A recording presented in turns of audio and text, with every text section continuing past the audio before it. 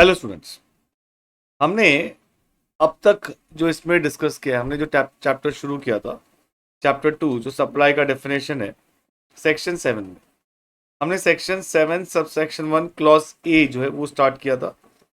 In that we have discuss supply includes all forms of supply such as sale, transfer, disposal, barter, exchange, lease, licence, rental by a person for consideration in the course or furtherance of business. So supply includes all forms of supply such as sale, transfer, disposal, barter, exchange, lease, license, rental by a person for consideration in the course or furtherance of business. फिर हमने ये भी discuss किया था कि person क्या क्या होंगे, कंसिडरेशन क्या होगा. Now let us try to understand the meaning of business. हमको यहाँ पे बिजनेस का मतलब समझना था. ओके और मैंने आपको बोला था कि बिजनेस का मतलब आपके हिसाब से क्या, नोट करके रखो, लिख के रखो. अब हम डिस्कस करेंगे उसको. तो बिजनेस होते ही हमारे दिमाग में क्या आता है? सबसे पहले हमारे दिमाग में आता है कुछ रेगुलर एक्टिविटी, कंटिन्यूटी. इसके साथ हमारे दिमाग में आता है प्रॉफिट मोटिव. जनरली इससे हम लोग जनरली इसको डिस्कस इसी इसी से उसको रिलेट करते हैं बिजनेस से. पर अब जब हम बिजनेस का डेफिनेशन देखेंगे एज पर जीएसटी, उसमें हमको समझेगा कि वो रेगुलर कंटिन्यूटी ना होते हुए भी बिजनेस हो सकता है, बिना प्रॉफिट हुए भी वो बिजनेस हो सकता है. जैसे फॉर एग्जाम्पल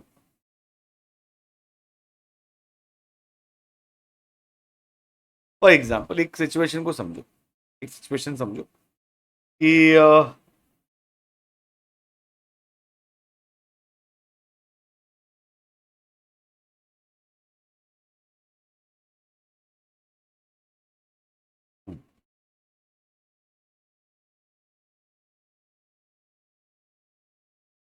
लेट्स से अगर हमने सिर्फ 1 डे का एक इवेंट ऑर्गेनाइज किया, 1 डे का सिर्फ इससे इवेंट ऑर्गेनाइज किया है, इससे जो हमको प्रॉफिट होगा, हमने इवेंट ऑर्गेनाइज किया एक दिन का ही है, इससे जो हमको प्रॉफिट होगा इसको भी हम बिजनेस इनकम ही बोलेंगे. दैट मीन्स ये एक्टिविटी जो होगी बिजनेस एक्टिविटी होगी, ये बिजनेस होगा. This will B business. अगर कोई एक एनजीओ है जिसका ऑब्जेक्टिव प्रॉफिट नहीं है, नॉट फॉर प्रॉफिट, जो ऑर्गेनाइजेशन है that is the objective is not profit, अगर ये कोई एक्टिविटी कर रहा है, उस एक्टिविटी को भी हम बिजनेस के डेफिनेशन में ले लेंगे.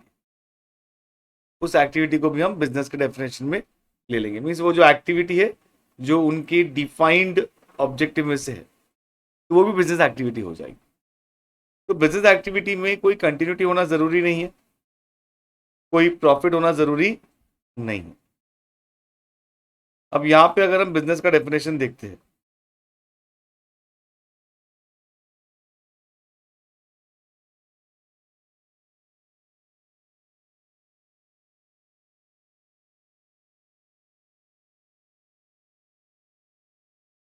बिजनेस का डेफिनेशन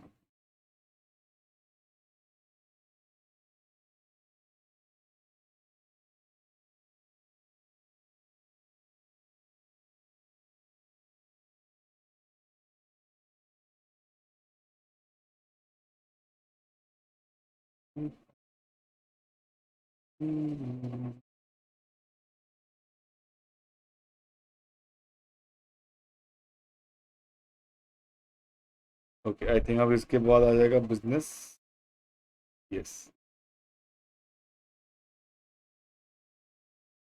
तो business includes any trade, commerce, manufacture, profession, etc. even if there is no pecuniary benefit. यहाँ पे अगर कोई प्रॉफिट नहीं हो रहा है लेकिन फिर भी ट्रेड, कॉमर्स, मैन्युफैक्चर, प्रोफेशन जो है वो सब बिजनेस ही होगा. Any activity which is incidental और एंसिलरी टू इट, और any activity of same nature even if there is no volume और कंटिन्यूटी. एनी एक्टिविटी इंसिडेंटल और एंसिलरी टू इट, इसका मतलब क्या है? फॉर एग्जाम्पल लेट्स से अगर मेरा कोचिंग क्लासेस है,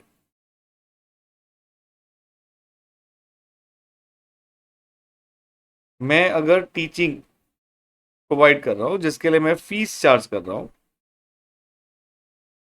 क्या ये बिजनेस के डेफिनेशन में आएगा? क्या ये बिजनेस डेफिनेशन होगा? आंसर है यस, बिजनेस के डेफिनेशन में आएगा। सपोज अगर मेरे कोचिंग क्लासेस में मैंने क्लास के रेनोवेशन करने के लिए ओल्ड बेंचेस को सेल कर दिया, ओल्ड बेंचेस का सेल कर दिया मैंने, I have sold those old benches,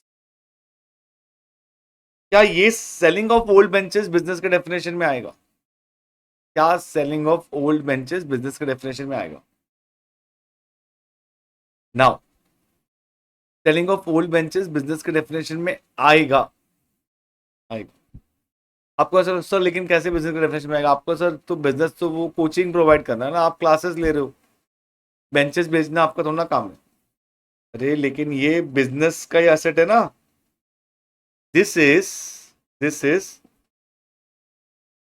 incidental और एंसिलरी, दिस इज इंसिडेंटल और ancillary to my business activity, तो ये भी बिजनेस के डेफिनेशन में आ जाएगा।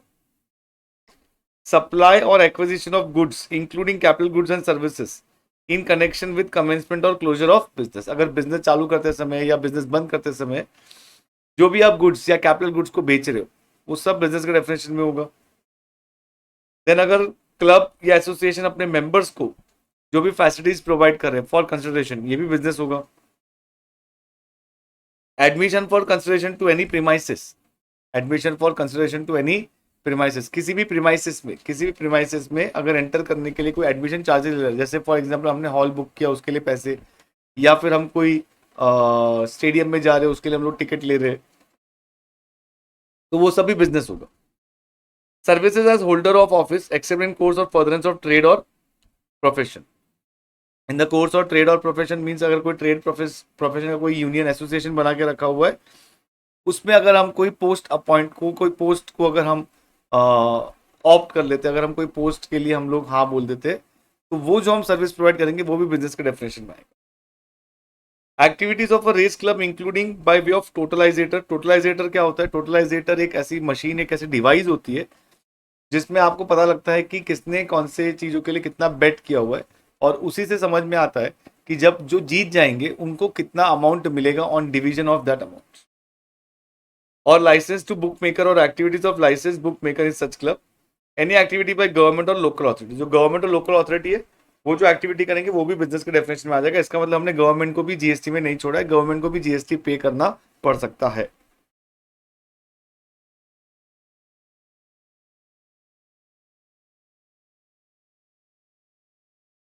तो अभी ये जो हमारा है सेक्शन 7 सबसेक्शन 1 क्लॉज ए वाला जो पार्ट है वो तो कंप्लीट होता ही है। अभी क्लॉज ए मैं बता उसको रीड करेंगे पहले हम लोग।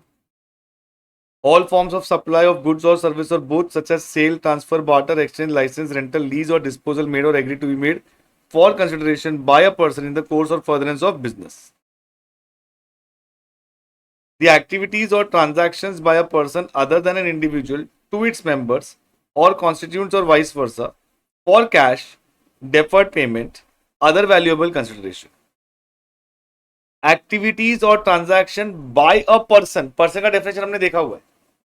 एक्टिविटीज और ट्रांजैक्शंस बाय अ पर्सन मतलब ये जो प्रोवाइडर है, सर्विस प्रोवाइडर जो जो एक्टिविटी कर रहा है उसके बारे में बात कर रहे हैं। मतलब अगर कोई भी पर्सन अगर ये एक्टिविटी प्रोवाइड कर रहा है इंडिविजुअल को छोड़ के, अदर देन इंडिविजुअल, इंडिविजुअल को छोड़ के, ये एक्टिविटी किसको प्रोवाइड कर रहा है? अपने ही मेंबर्स को। In very simple words, association या फिर अनइनकॉर्पोरेटेड बॉडी, अनइनकॉर्पोरेटेड बॉडी अगर अपने ही मेंबर्स को कोई एक्टिविटी प्रोवाइड कर रहे हैं, अगर कोई भी एक्टिविटी प्रोवाइड कर रहे हैं for cash deferred payment other valuable consideration, मतलब फॉर कंसिडरेशन, तो इसको भी हम सप्लाई मानेंगे। सर ये पॉइंट है ना कुछ थोड़ा समझा नहीं है, मतलब क्या है ये? एक पर्सन अपने मेंबर को अगर कोई एक्टिविटी प्रोवाइड कर रहा है फॉर कैश तो फिर ये कंसिडरेशन मानेंगे इसको, या कोई ट्रांजैक्शन कर रहा है एक पर्सन अपने मेंबर के साथ तो उसको हम सप्लाई मानेंगे, मतलब ये है क्या point? Let us try to understand this. For example suppose हमारा एक हमने क्लब फॉर्म किया। अब क्लब में ऐसा बोला है कि दिवाली के टाइम पे हम लोग क्या करेंगे ना, हम लोग सब जगह पे हमारे एक यूनिफॉर्म जो है कंदील लगाते हैं इस बार। ओके, एक थीम परस्पेक्टिव से हम लोग कंदील लगाते हैं। तो वो क्लब ने ऐसा डिसाइड किया, तो हम सारे मेंबर्स हैं उसके, तो हमने बोला हाँ ठीक है चलेगा। तो उन्होंने बोला ठीक है, जिस जिसको वो चाहिए तो हमको यहाँ पे नाम लिखा दो और 500 रुपीज़ पे कर दो, 500 रुपीज़ लेंगे और हम वो आपको प्रोवाइड कर देंगे। तो एज अ क्लब हमने क्या किया, जाके वो 100 क्वांटिटी परचेज कर लिया और फिर उसके हिसाब से हमने जिस जिसको चाहिए था उनको हमने 500 रुपीज़ के हिसाब से बेच दिया। अब ये बात रेलेवेंट नहीं है कि हमने वो 500 में खरीद के 500 में बेचा या 300 में खरीद के 500 में बेचा, उससे फर्क नहीं पड़ता। हम यहाँ पे सिर्फ बात करें कि हमने 500 में बेच दी। तो ये एक्टिविटी जो है, ट्रांजैक्शन जो है वो हमारा जो क्लब है और मेंबर्स के बीच में, तो by a person to its member है और कैश है क्योंकि हम 500 रुपये दे रहे हैं। ओके, तो ये क्या हो जाएगा, सप्लाई हो जाएगा। सर लेकिन अभी भी एक फिर भी प्रॉब्लम है सर।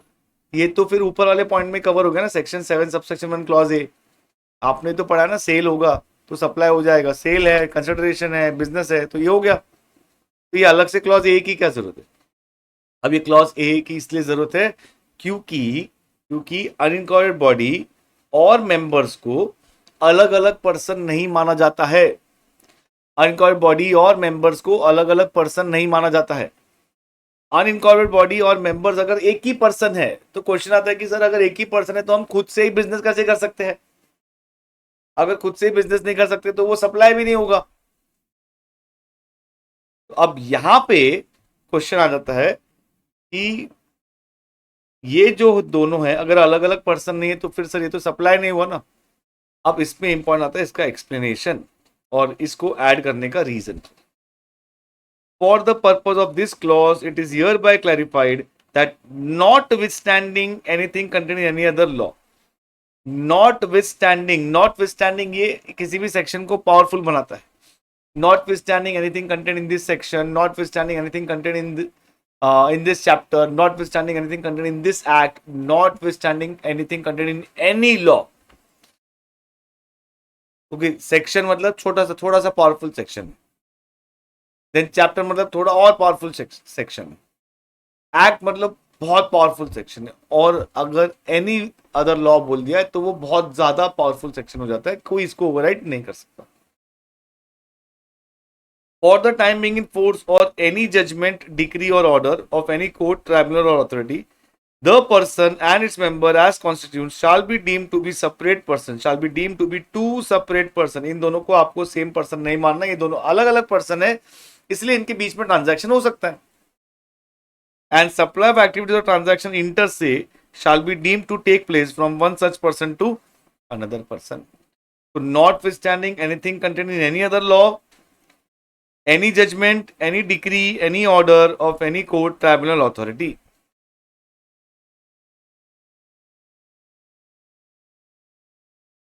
तो यहां पे अगर आप देखोगे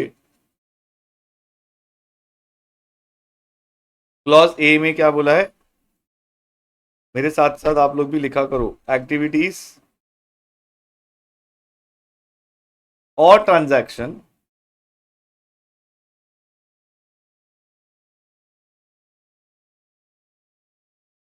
bye a person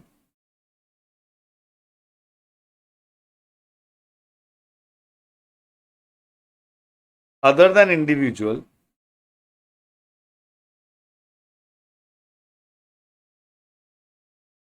to its members or constituents और वाइस वर्सा। वाइस वर्सा मतलब मेंबर टू पर्सन भी हो सकते हैं, वो अनकवर्ड बॉडी से मेंबर या मेंबर से अनकवर्ड बॉडी, किसी भी तरीके का एक्टिविटी या ट्रांजैक्शन हो सकता है। बट ये होना चाहिए फॉर कैश,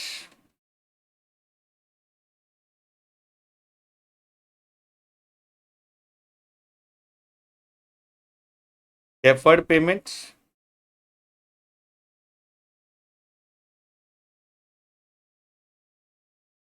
और अदर वैल्यूएबल कंसिडरेशन और अदर वैल्यूएबल कंसिडरेशन। एक्टिविटीज और transaction by a person other than individual to its members constituents for cash deferred payment और अदर वैल्यूएबल कंसिडरेशन, तो ये क्या हो जाएगा, सप्लाई हो जाएगा। अब इसमें जो एक्सप्लेनेशन है ये सीधे सीधे अक्षरों में बोलता है, not with standing anything contained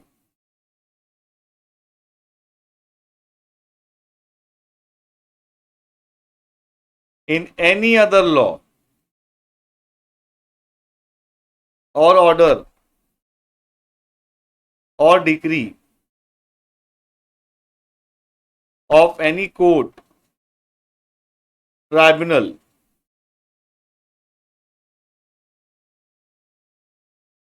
unincorporated body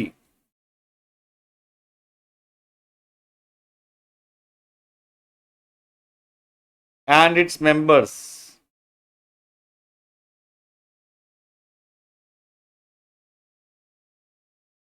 shall be treated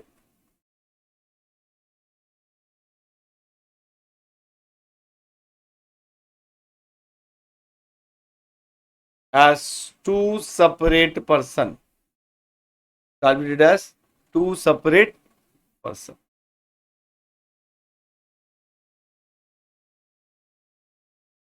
Section 7 subsection 1 clause C.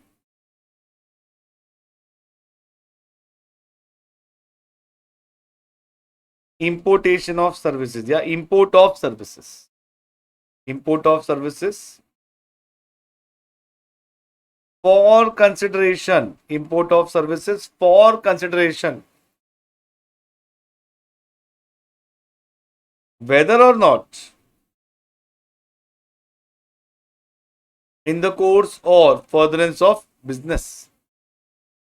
Sir मतलब यहाँ पे बिजनेस नहीं होगा तो भी, यहाँ पे बिजनेस नहीं होगा तो भी सर, अभी तो आपने बताया था 7(1)(a) में कि यहाँ पे बिजनेस जो है और कंसिडरेशन दोनों होना चाहिए, कंसिडरेशन होना चाहिए और बिजनेस होना चाहिए, दोनों होना चाहिए। अभी आप बोल रहे हो कि नहीं नहीं बिजनेस नहीं होगा तो भी चलेगा। यस, मैं ही बोल रहा हूँ, मैंने पहले ही बोला था कि बिजनेस और कंसिडरेशन दोनों होना चाहिए, अब मैं ही वापस बोल रहा हूँ कि बिजनेस नहीं होगा चलेगा। अरे इसको समझो तो सही, वो हम क्लॉज ए में बोल रहे हैं, हम क्लॉज सी ये सिर्फ स्पेसिफिक एक्टिविटी के लिए बोल रहे हैं, इंपोर्ट ऑफ सर्विसेज के लिए। अदर इंपॉर्टेंट पॉइंट यहां पे, जब भी इंपोर्ट वाला केस होता है तो बिजनेस जो होता है वो आपको इंपोर्टर के पॉइंट ऑफ व्यू से देखना है, वो आपको इंपोर्टर के पॉइंट ऑफ व्यू से देखना है, importers point of view. For example एक आर्किटेक्ट है और वो मुझे मेरे घर के लिए डिजाइन सर्विस प्रोवाइड करके दे रहा है, वो मेरे घर का डिजाइन बना के दे रहा है या फिर वो मेरे ऑफिस का डिजाइन बना के दे रहा है। अगर वो एक आर्किटेक्ट है, प्रोफेशनल आर्किटेक्ट है, तो उसका तो वो बिजनेस ही है, that is in the course of furtherance of business. अब वो इंडिया से सर्विस प्रोवाइड करे या इंडिया के बाहर से सर्विस प्रोवाइड करे, उसका तो बिजनेस है। लेकिन हम यहाँ पे इन the course of furtherance of business जो देख रहे हैं इंपोर्ट ऑफ सर्विस के केस में, वो रिसिपेंट के पॉइंट ऑफ से देख रहे हैं। अगर मैं वो सर्विस अपने घर के लिए अवेल कर रहा हूं तो वो not in the course of furtherance of business है। अगर मैं उसको अपने ऑफिस के लिए अवेल कर रहा हूं तो ये in the course of furtherance of business है। I hope you understand the difference between whether it is in the course of furtherance of business और whether it is not in the course of furtherance of business. Sir लेकिन आप इतना मेहनत क्यों करते, यहां पे लिखा हुआ है ना, वेदर और not in the course of furtherance of business. अभी आपने एक एग्जांपल दिया, आपने एक आर्किटेक्ट जो कि यूके में है, उससे डिजाइनिंग सर्विस ली या फिर इंटीरियर्स की सर्विस ली आपने,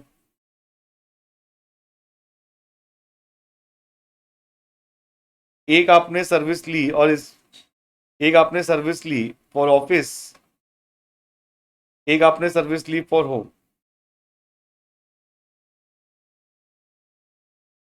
यहां पे कंसिडरेशन है और यहां पे भी कंसिडरेशन है, मतलब ये हमारा एग्जाम्पल है, अभी तक हम इसे फैक्ट्स बता रहे। एक आर्किटेक्ट है जो यूके में है, उससे हमने डिजाइनिंग सर्विस ली है। एक हमारे घर के लिए और एक घर के लिए और एक ऑफिस के लिए, और दोनों जगह पे हमने कंसिडरेशन पे किया। ये फैक्ट्स ऑफ द केस है। अब इसका एनालिसिस, ये इन द कोर्स और फर्दरेंस ऑफ बिजनेस है, ये नॉट इन द कोर्स और फर्दरेंस ऑफ बिजनेस है, तो और उससे क्या फर्क पड़ता है? ये दोनों ही सप्लाई है, ये दोनों ही supply under section 7 subsection 1 clause B, ये दोनों ही सप्लाई है। मुझे मालूम है आप बोल रहे सर हम शुरू से यही तो बोल रहे हैं कि सर इसमें क्या फर्क पड़ता है, क्यों लिखा है whether in the consideration whether in the course of furtherance of business और नॉट, ऐसा क्यों लिखा है? इसलिए लिखा है क्योंकि इंपोर्ट के पर्सपेक्टिव से हम आगे और भी पॉइंट पढ़ेंगे जहां पे वो बिजनेस पॉइंट ऑफ व्यू हम लोग उसको समझेंगे। दूसरा इंपॉर्टेंट पॉइंट ये है कि अगर मैं इसको बिजनेस बोलूं तो सर यहाँ पे ना कंसिडरेशन है और बिजनेस भी है, तो ये तो सप्लाई तो है, वो तो समझा। लेकिन ये 7(1)(a) में है क्या? उसका आंसर है नहीं, ये 7(1)(b) में है। ये 7(1)(b) में सप्लाई होगा। ये सप्लाई है but not by virtue of section 7 subsection 1 clause A. 7(1)(a) में जो कंसिडरेशन बोला है, बिजनेस बोला है, जो एक्टिविटीज बोली है, जो सेल सर्विसेज सब जो बोला है, वो जो है वो एक जनरल नेचर का है। इंपोर्ट ऑफ सर्विसेज स्पेसिफिक है, जो स्पेसिफिक है that will prevail over general. Import of service वाला कर केस होगा तो आप दो ही जगह उसको ढूंढोगे, जिसमें से एक जगह है 7(1)(b)। अगर कंसिडरेशन होगा, import of services for consideration होगा, तो उसको आप सिर्फ एक ही जगह ढूंढोगे 7(1)(b) में। दूसरी जगह कौन सी वो हम बाद में समझेंगे, अभी थोड़े टाइम में भी समझेंगे। लेकिन import of services for consideration है तो उसको आप एक ही जगह देखोगे 7(1)(b) में, और वो बोलता है ये सप्लाई है। बिजनेस है, सप्लाई है, बिजनेस नहीं है, सप्लाई है। वो क्वेश्चन ही रिलेवेंट हो जाता है कि बिजनेस है कि नहीं, लेकिन दोनों केस में ये, क्योंकि दोनों केस में ये सप्लाई होगा।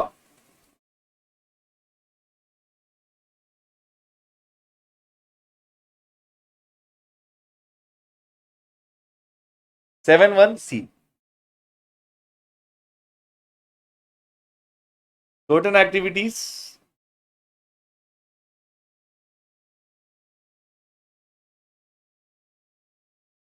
in the course or furtherance of business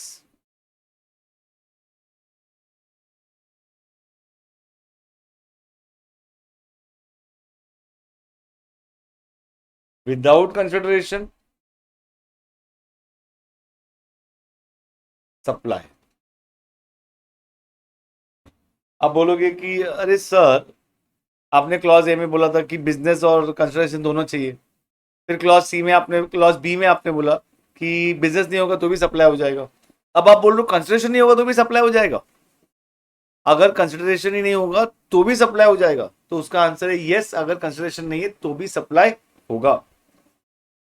7(1)(c) में जो एक्टिविटी स्पेसिफाइड है वो है शेड्यूल 1। वो क्या है? शेड्यूल 1। अब शेड्यूल 1 में there are 4 paras. Para 1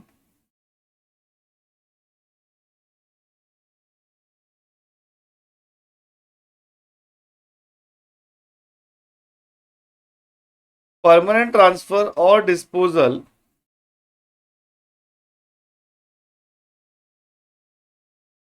of business assets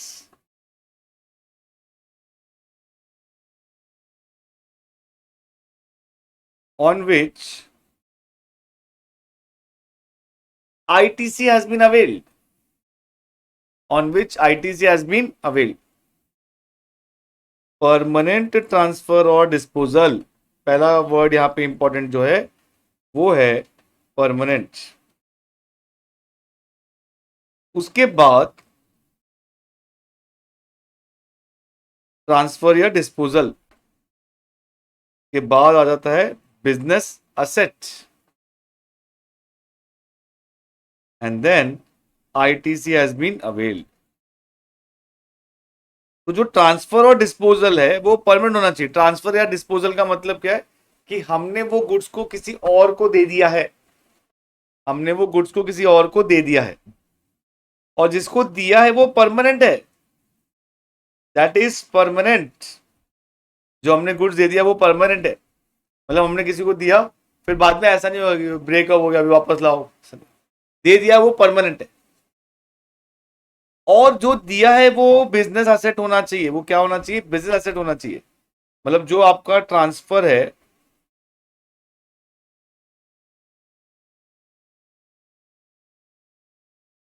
वो परमानेंट होना चाहिए,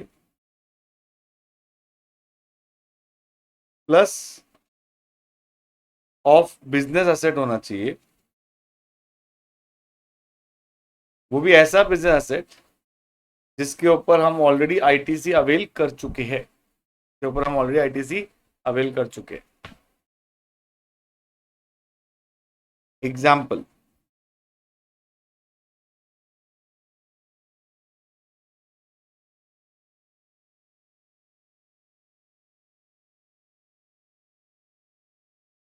हमने 3 गुड्स परचेस किए, एक्स वाई जेड, 100 रुपया, 200 रुपया, 300 रुपया, ये इसका इनपुट टैक्स था।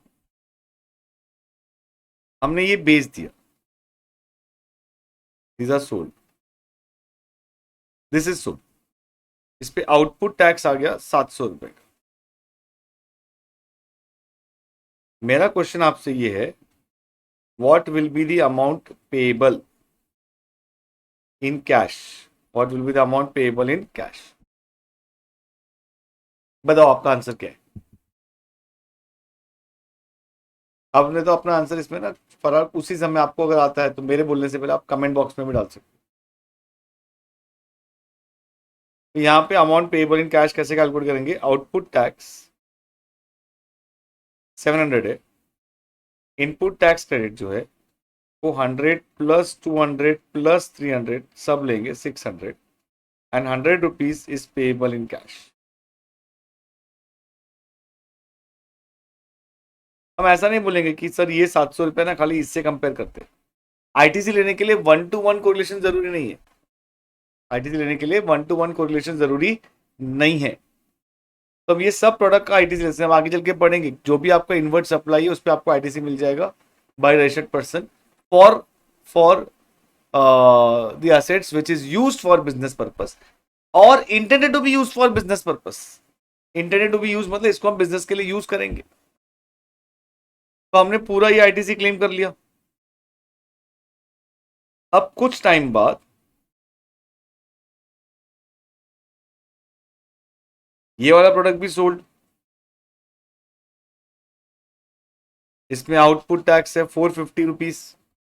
अब बताओ कितना पेएबल इन कैश होगा, how much will be the amount payable in cash. हमने बाद में ये भी बेचा,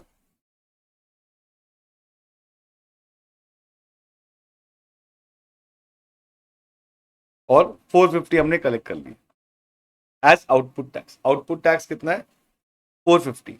अब बताओ ये आउटपुट टैक्स जो हमने कलेक्ट किया गवर्नमेंट को पे करना पड़ेगा, तो कितना पे करना पड़ेगा। तो अब हम लोग को यहाँ पे समझना है कि लेट्स से अगर हमने वाई प्रोडक्ट को भी सेल किया जिसमें हमारा आउटपुट टैक्स 450, जिसमें आउटपुट टैक्स 450 है, तो अगर इसको हमने सेल कर दिया जिसमें हमने टैक्स चार्ज किया है 450 का, तो ये आउटपुट टैक्स 450 है। तो मेरा क्वेश्चन आपसे ये है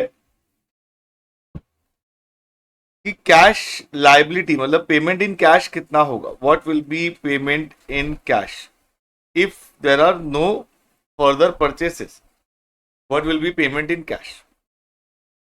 पूरा एग्जाम्पल जो है जो यहाँ पे हमने देखा था, एक्चुअली मेरा लास्ट लेक्चर में कुछ टेक्निकल इशू आ गया था, तो अब उसी को हम लोग कंटिन्यू करें एग्जाम्पल को। 700 मेरा यहाँ पे आउटपुट टैक्स है, ये सब मेरे परचेसेस थे। तो मैंने बोला था कि 600 पूरा हमारा आईटीसी हो जाएगा, 1-to-1 कोरिलेशन ऑफ आईटीसी नहीं होता है। तो 700 माइनस 600 100 हमको पेमेंट इन कैश करना पड़ा था। तो अब हम जब ये वाला प्रोडक्ट बेचेंगे तो पेमेंट इन कैश कितना होगा। अगर आपका आंसर 450 है तो करेक्ट है, क्योंकि अब हमारे पास आईटीसी कुछ नहीं बचा है ना, ये पूरा आईटीसी हम यूज कर चुके, ये पूरा हम आईटीसी यूज कर चुके। तो यहाँ पे पेमेंट इन कैश कितना हो जाएगा, 450 हो जाएगा। Payment in cash will be 450 because ITC is 0। अब ये जो प्रोडक्ट है एक्स, सपोज अगर हमारा कोई एक फ्रेंड आया और उस फ्रेंड को हमने ये गिफ्ट में दे दिया, उसको हमने ये गिफ्ट में दे दिया, तो अब उसका कॉन्सिक्वेंसेस क्या होगा? Let us try to understand that. अगर हमने ये किसी फ्रेंड को गिफ्ट में दे दिया तो पहला क्वेश्चन ये, क्या ये सप्लाई होगा? क्या ये सप्लाई होगा? तो सप्लाई होगा मतलब आपका उससे क्वेश्चन का मतलब क्या है? सी देखो, अगर सप्लाई होगा तो उसके ऊपर हम लोग टैक्स लेवी करेंगे, क्योंकि सप्लाई ऑफ गुड्स और सर्विसेज होगा तो ही जीएसटी लेवी हो सकता है। तो हमारा इंटेंशन टैक्स लेवी करने का है। तो क्या ये सप्लाई होगा? तो क्योंकि सबसे पहले जब हमने पढ़ा था, हमारा जो प्रोविजन पढ़ा था, हमने पढ़ा था कि सप्लाई तभी हो सकता है अगर कंसिडरेशन हो और बिजनेस पर्पस हो। तो सप्लाई तभी हो सकता है अगर कंसिडरेशन हो और बिजनेस पर्पस हो। इनफैक्ट क्लॉज ए में भी हमने यही पढ़ा था कि there should be consideration for cash, deferred payment और other valuable consideration. Clause B जो है उसमें भी हमने ये पढ़ा था, importation of services for a consideration whether और नॉट इन द कोर्स, मतलब बिजनेस नहीं होगा चलेगा लेकिन कंसिडरेशन तो होना चाहिए। यहां तो कंसिडरेशन नहीं है। अब जो हमारा क्लॉज सी है, the activities specified in schedule 1 made और agree to be made without a consideration, ये कुछ ऐसे केसेस होंगे जहां पे हम देखेंगे विदाउट कंसिडरेशन भी हमारा सप्लाई हो जाएगा। ओके, तो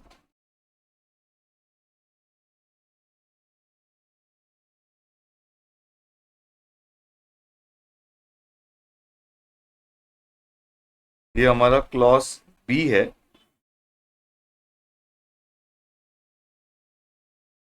क्लॉज सी यहाँ पे आ जाएगा। यस, तो जो हम पैरा 1 देख रहे थे, तब उसी का एग्जाम्पल यहाँ पे हमने लिया था कि देखो, this purchase, this goods, this stock is business asset. हमने जो गिफ्ट में दिया है वो ट्रांसफर हो गया और वो भी परमानेंट ट्रांसफर है, और इसके ऊपर हम ऑलरेडी आईटी से अवेल कर चुके, इसका हम ऑलरेडी आईटी से अवेल कर चुके, तो ये हमारा सप्लाई हो जाएगा। This will be supply under section 7 subsection 1 clause C, read with schedule 1 para 1, read with schedule 1 para 1।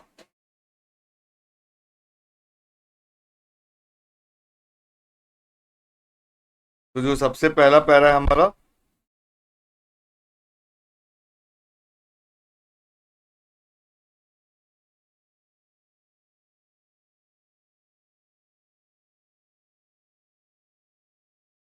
permanent transfer or disposal of business assets where ITC has been availed on such assets, where input tax rate has been availed on such assets. Supply of goods or services or both between related person or between distinct person as specified in section 25 when made in course or furtherance of business. Now what is para 2?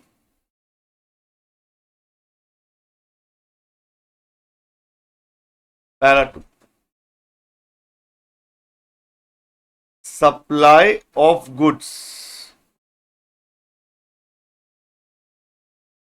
or services. Supply of goods or services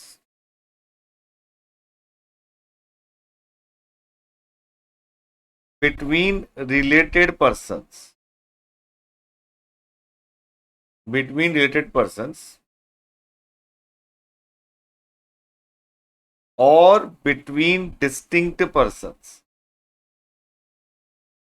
or between distinct persons in the course or furtherance of business. अब ये जो related person है, ये एक explanation है।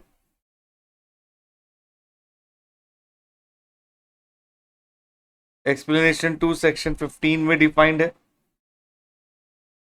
Distinct person जो है वो सेक्शन 25 सबसेक्शन 4 सबसेक्शन 5 में डिफाइंड है। अब यहां पे उन्होंने बोला क्या है, देखो, अगर रिलेटेड पर्सन होंगे, उनके बीच में अगर कोई ट्रांजैक्शन हो रहा है, उनके बीच में अगर कोई सप्लाई हो रहा है बिना कंसिडरेशन के, तो उसको हम सप्लाई मानते हैं। पॉइंट यहाँ पे समझो, जो हम शेड्यूल 1 में para 1, para 2, para 3, para 4 discuss कर रहे हैं, ये डिस्कशन का मतलब ये कि विदाउट कंसिडरेशन है। अगर विदाउट कंसिडरेशन होगा तो ही हम शेड्यूल 1 में जाएंगे, ओके। तो अगर कोई भी ट्रांजैक्शन बिटवीन रिलेटेड पर्सन होता है, if it is between related person, तो बिना कंसिडरेशन के वो सप्लाई होता है। और अगर वो बिटवीन डिस्टिंक्ट पर्सन होगा तो भी वो सप्लाई हो जाएगा। सर लेकिन आप ऐसा बोल रहे हो, लेकिन हमको क्या मालूम कि रिलेटेड पर्सन मतलब क्या, डिस्टिंक्ट पर्सन मतलब क्या, पहले वो समझना पड़ेगा ना। तो चलो पहले वो समझेंगे। तो पहले हम उसको एक इन जनरल पूरा डिस्कशन करते हैं, उसके बाद हम मॉड्यूल में पढ़ेंगे। रिलेटेड पर्सन का मतलब है इंडिविजुअल के पर्सपेक्टिव से। पहले इंडिविजुअल के पर्सपेक्टिव से देखते हैं। इंडिविजुअल के पर्सपेक्टिव से फैमिली, इंडिविजुअल के पर्सपेक्टिव से जो उसके फैमिली मेंबर्स होंगे। तो लेकिन अभी भी फैमिली मेंबर्स मतलब क्या, फैमिली मेंबर्स मतलब spouse children and dependent parents, grandparents, brothers, sisters, okay. तो स्पाउस चिल्ड्रन डिपेंडेंट हो नहीं डिपेंडेंट हो चलेगा, लेकिन अगर पेरेंट्स है तो वो डिपेंडेंट होंगे तो ही उसको हम रिलेटेड पर्सन मानेंगे,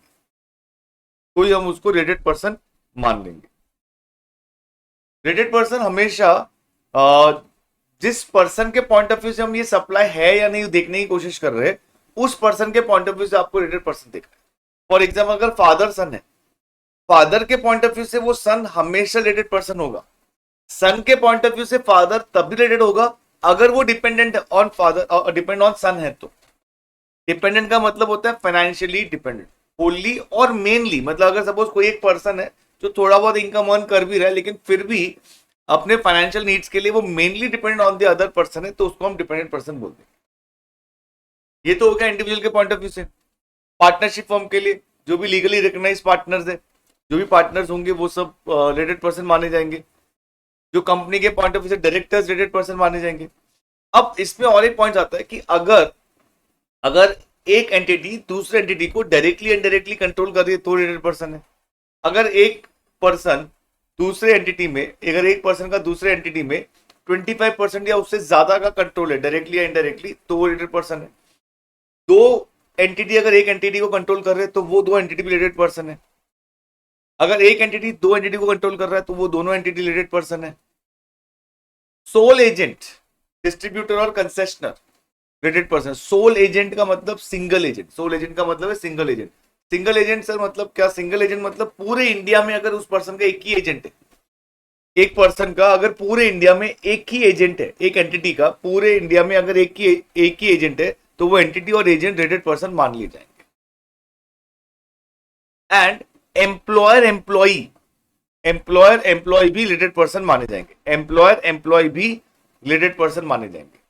तो अगर इनके बीच में कोई भी ट्रांजैक्शन होता है बिना कंसिडरेशन के, अगर कोई भी सप्लाई होता है बिना कंसिडरेशन के, इन the course of furtherance of business, होना चाहिए, लेकिन कंसिडरेशन नहीं है लेकिन बिजनेस होना चाहिए।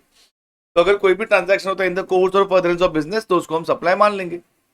अब इसमें एक एक्सेप्शन आ जाता है एम्प्लॉयर एम्प्लॉय का। अगर supply from employer to employ है, and the value do not exceed rupees 50,000 in the financial year, मतलब 50,000 तक है, तो फिर बोला फिर इसको सप्लाई मत मानो, तो मतलब अगर वैल्यू 48,000 है तो सप्लाई नहीं मानना है, मतलब फिर उसमें कोई जीएसटी का इंप्लीकेशन नहीं आएगा। तो अगर 50,000 है वो भी नहीं आएगा, बिकॉज बोला ना अप टू 50,000। सर अगर 51,000 होगा तो 1,000 सप्लाई मानेंगे एक्स्ट्रा अमाउंट या पूरा 51,000? तो आंसर है पूरा 51,000। देखो इस लॉजिक को समझो, अगर हम प्रॉपर रीडिंग करें लॉ का तो इसमें हमको कंफ्यूजन ही कभी नहीं होगा। उन्होंने क्या बोला है, बिटवीन रिलेटेड पर्सन सप्लाई मानना है, तो एम्प्लॉयर एम्प्लॉय रिलेटेड पर्सन है, उनके बीच में अगर कुछ ट्रांजैक्शन बिना कंसिडरेशन के हो रहा है तो उसको सप्लाई मानना है। अब समझो हमने सारे एम्प्लॉयर एम्प्लॉय के जो ट्रांजैक्शन जो हुए थे उन सबको बुला लिए, कि जो भी एम्प्लॉयर एम्प्लॉय जिसका ट्रांजेक्शन हो तो सारे एम्प्लॉयर एम्प्लॉय आ जाओ। अब फिर बाद में हम ये बोल रहे कि एक काम करो, जिसका ट्रांजैक्शन वैल्यू है ना 50,000 तक ही था वो सब चले जाओ, जहां पे भी वैल्यू ऑफ सप्लाई 50,000 तक ही था वो सब चले जाओ। अब जो सब बच गए वो सब सप्लाई है, तो मतलब जो 1 लाख वाला है वो बच गया, बस 1 लाख वैल्यू ऑफ सप्लाई जो होगा वो पूरा का पूरा सप्लाई हो जाएगा। तो एक्सेस नहीं देखना है, पूरा। अगर 50,000 तक है तो कुछ भी नहीं है, 50,000 के ऊपर है तो पूरा है। और ये सिर्फ एम्प्लॉयर टू एम्प्लॉय। अब यहाँ पे एग्जाम में कहाँ कहाँ स्टूडेंट्स कंफ्यूज हो सकते हैं कि 50,000 वाला समझो, अगर प्रोविजन याद है, अगर कुछ स्टूडेंट ने ऊपर ऊपर से खाली पढ़ा है तो कहाँ पे मिस्टेक कर सकते हो कि हाँ 50,000 कहीं तो हमको एग्जामेशन हमने पढ़ा था, ऐसे हमने पढ़ा था। अब एम्प्लॉय टू एम्प्लॉयर अगर बोला है, अगर एम्प्लॉय टू एम्प्लॉयर बोला हुआ है तो यहाँ पे 50,000 वाला लिमिट एप्लीकेबल नहीं होता है। एम्प्लॉय टू एम्प्लॉयर 50,000 वाला लिमिट एप्लीकेबल नहीं होता है। ये जो एक्सेप्शन दिया ये सिर्फ एम्प्लॉयर टू एम्प्लॉय के लिए दिया, एम्प्लॉय टू एम्प्लॉयर के लिए नहीं दिया। दूसरा, ये सिर्फ विदाउट कंसिडरेशन की बात कर रहे हैं हम लोग। सपोज अगर ट्रांजैक्शन आ गया कि एम्प्लॉयर ने एम्प्लॉय को सप्लाई किया फॉर 30,000 रुपीज और जिसमें एम्प्लॉय ने 30,000 रुपीज पे किया है, तो ये तो नॉर्मल 7(1)(a) वाला हो गया ना, ये नॉर्मल 7(1)(a) वाला हो गया। तो इस केस में कोई एक्सेप्शन की जरूरत नहीं, क्योंकि हम 7(1)(c) में है ही नहीं। नहीं तो एम्प्लॉयर टू एम्प्लॉय अगर 30,000 रुपीज लिखा जहां पे एम्प्लॉय ने 30,000 पे किया, लेकिन हमको याद है 50,000 तक सप्लाई नहीं गिनना है, वो यहाँ पे एप्लीकेबल नहीं होगा, हमारे इस एग्जाम्पल में एप्लीकेबल नहीं होगा। तो you have to be very clear with the provisions. Supply का अगर जब आप पढ़ रहे हो तो सबसे पहले उसको आइडेंटिफाई करो कि 7(1)(a) में जाना है, बी में जाना है, सी में जाना है या ए में जाना है। अगर अनकॉर्पोरेट बॉडी और मेंबर्स है तो वो ए में हो गया। इंपोर्टेशन ऑफ सर्विसेज है, इंपोर्टेशन ऑफ सर्विसेज है for consideration, importation of service for consideration है तो बी में जाना है, विदाउट कंसिडरेशन है तो सी में जाना है, और अगर ये तीनों में नहीं है तो फिर ए में जाना है। एंड देन फिर वापस उस क्लॉज में जाके देखना है कि क्या ये कंडीशन फिट हो रही है और वो सप्लाई है या नहीं। अब डिस्टिंक्ट पर्सन का मतलब समझते हैं। डिस्टिंक्ट पर्सन का मतलब समझने से पहले हम एक देखते हैं जीएसटीआईएन जो रजिस्ट्रेशन है, जीएसटीआईएन जो रजिस्ट्रेशन है वो रजिस्ट्रेशन का मॉडल किस तरह से होता है, रजिस्ट्रेशन किस तरह से वर्क करता है।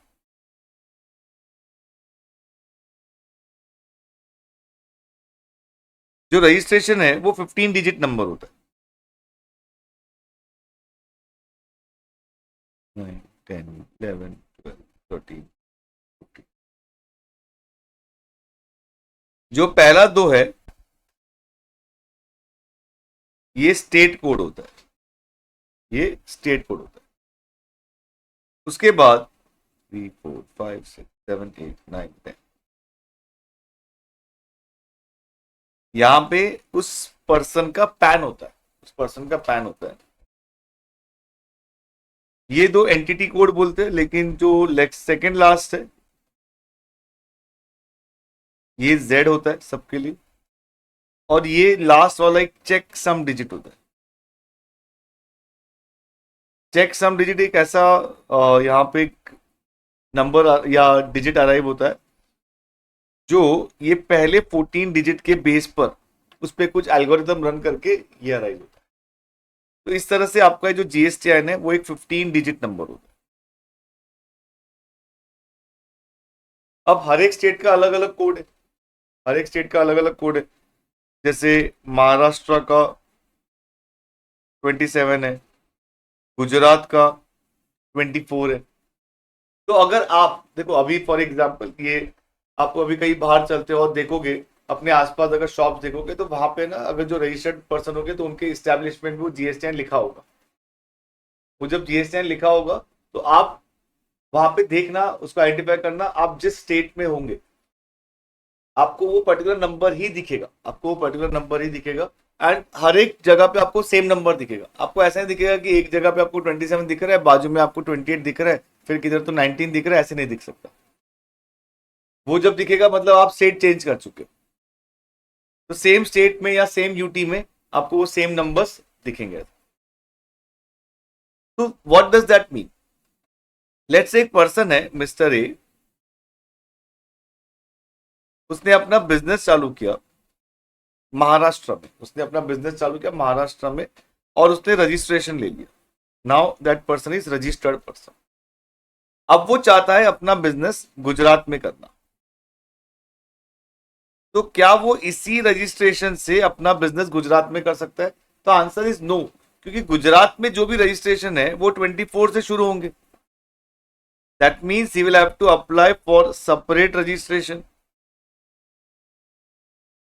अब यहाँ पे जो रजिस्ट्रेशन 27 से शुरू होगा, यहाँ पे रजिस्ट्रेशन 24 से शुरू होगा, लेकिन इसके बाद के जो 10 डिजिट्स होंगे वो सेम होंगे। यहाँ पे जो पैन आएगा वो तो मिस्टर ए का ही आएगा, पैन तो पूरे इंडिया बेसिस पे एक ही होता है, वो सेम ही होगा। अब इनकम टैक्स के नजरों में, इनकम टैक्स के नजरों में ये दोनों पर्सन, यहाँ पे ये दोनों बिजनेस जो है वो एक ही है। इनकम टैक्स के नजरों में दोनों मिस्टर ए का बिजनेस ही है। जब हम इनकम टैक्स कंप्यूट करेंगे तो उस समय हम इसका इनकम कंप्यूट करते हैं, इसका इनकम कंप्यूट करते हैं, दोनों को ऐड करेंगे और फिर वो आपका पीजीपी में चला जाएगा, उसके हिसाब से हम टैक्स निकालेंगे। बट जीएसटी की नजरों में ये अलग अलग पर्सन है। ये जहां पे जो ट्रांजैक्शन होगा उसमें महाराष्ट्र गवर्नमेंट इंटरेस्टेड है, यहाँ पे जो ट्रांजैक्शन होगा उसमें गुजरात गवर्नमेंट इंटरेस्टेड है। अगर यहाँ पे रिटर्न रिटर्न लेट फाइल होगा, यहाँ पे रिटर्न टाइम पे फाइल हुआ, तो सिर्फ यहाँ पे लेट फी लगेगी, उसका कॉन्सिक्वेंसेज यहाँ पे नहीं होगा। तो दोनों ही अलग अलग पर्सन माने जाएंगे जीएसटी लॉ के नजरों में। इनकम टैक्स लॉ के नजरों में दोनों सेम पर्सन है। तो अब सेक्शन 25 सब सेक्शन 4 अगर एकदम सिंपल वर्ड्स में डिस्कस करें, सेपरेट जीएसटी आइन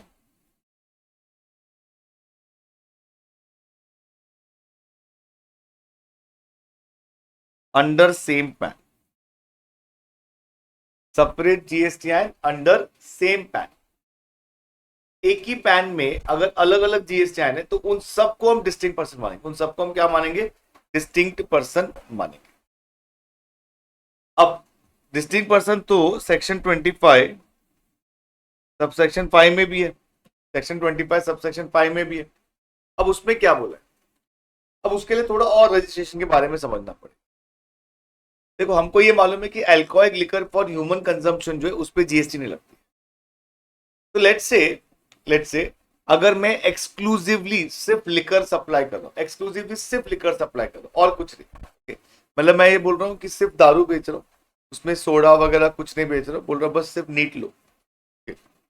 सिर्फ लिकर सप्लाई कर रहा हूं, तो उसपे तो जीएसटी लगेगा ही नहीं।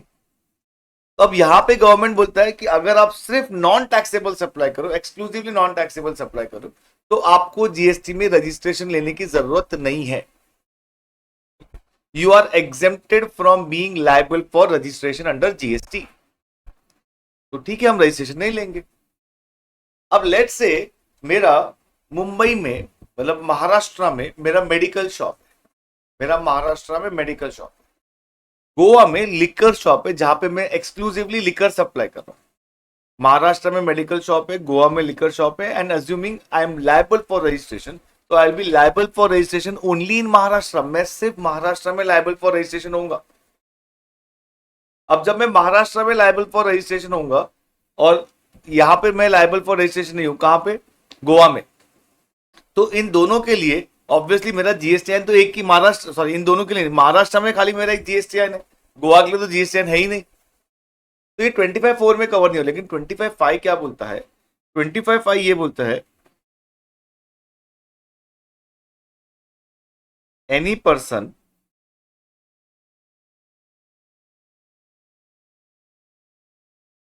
रजिस्टर्ड इन अ स्टेट, हमारे एग्जाम्पल में Maharashtra,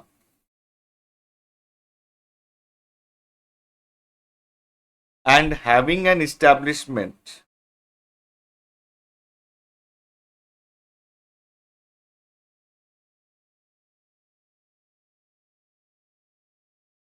in any other state, हमारे एग्जाम्पल में Goa,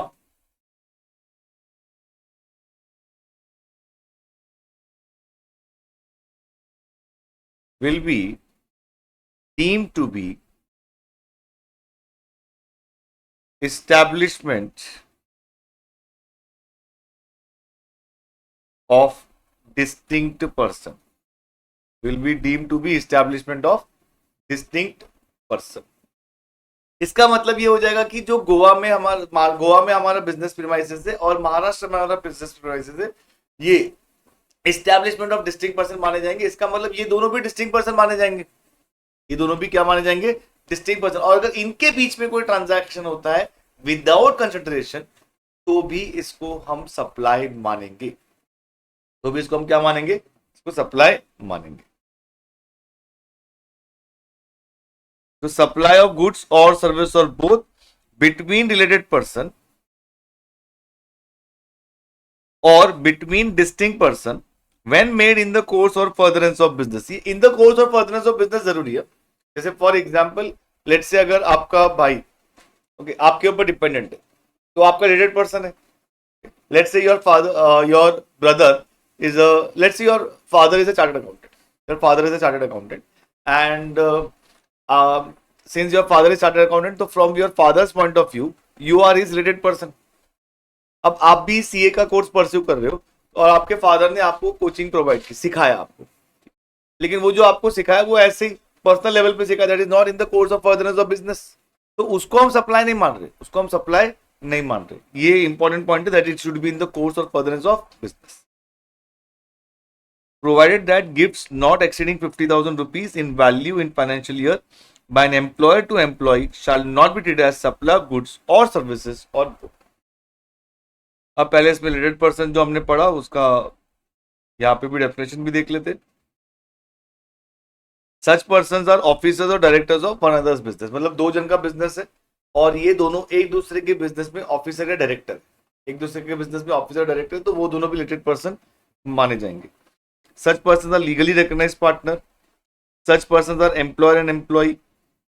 A third person controls or owns or holds more than or greater than or equal to 25% shares of both of them. One of them controls the other. A third person controls both of them.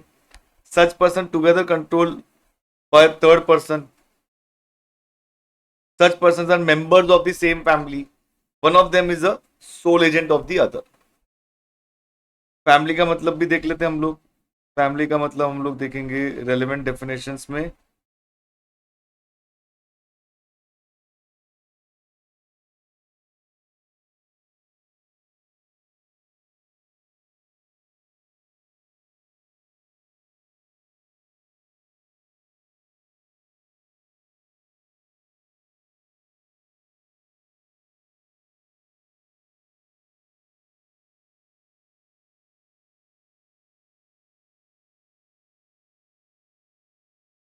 तो family means spouse and children of the person, parents, grandparents, brothers and sisters of the person if they are wholly or mainly depend of the said person।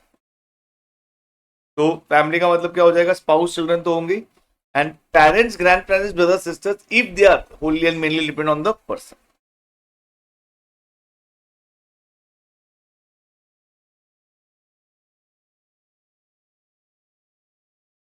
Okay तो वापस हम continue करते हैं हम लोग।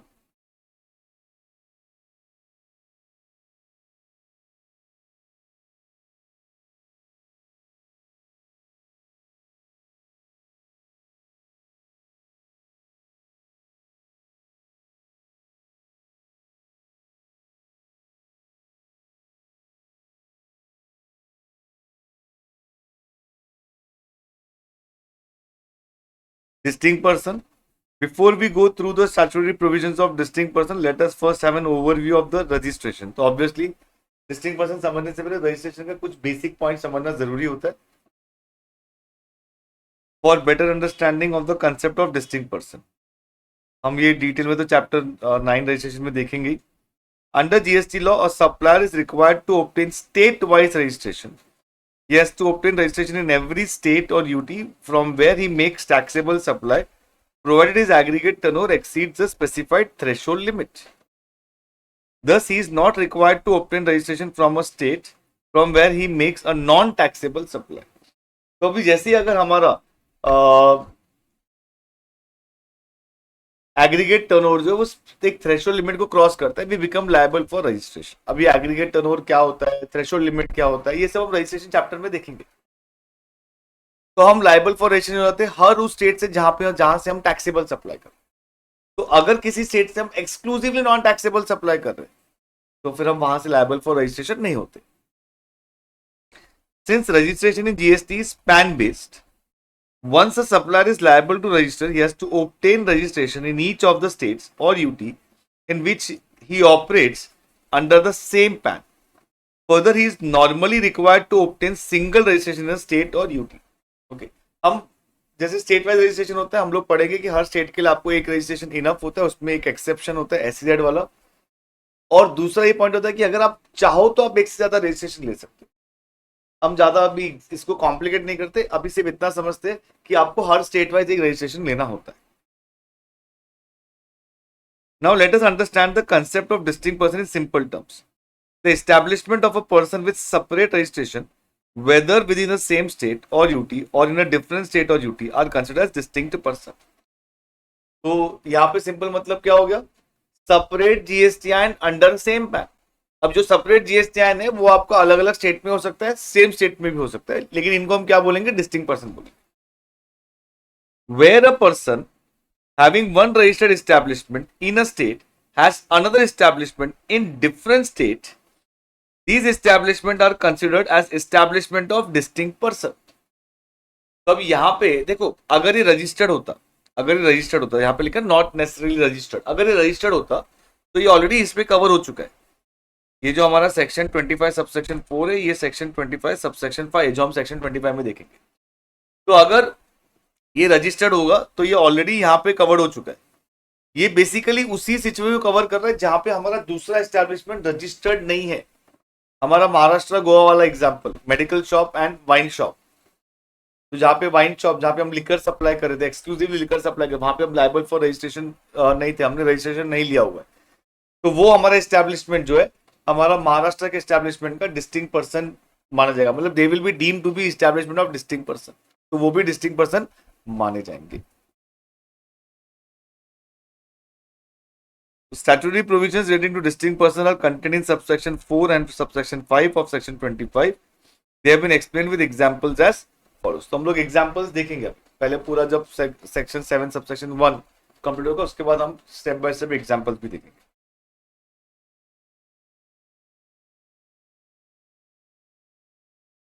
तो ये हमारा पैरा 2 हो गया, जहां पे हमारा एक्सेप्शन क्या आ जाएगा। एक्सेप्शन में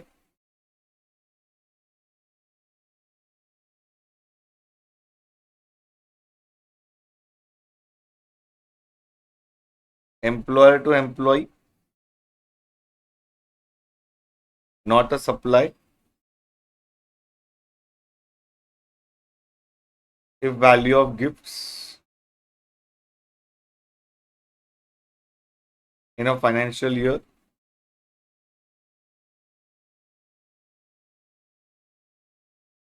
do not exceed rupees 50,000।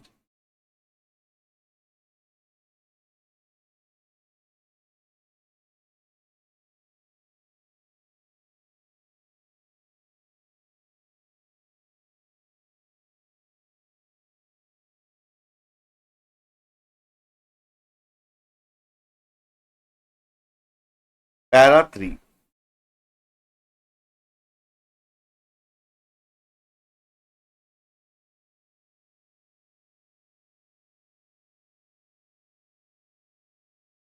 supply of goods, supply of goods between principal and agent। अब ये प्रिंसिपल टू एजेंट भी हो सकता है,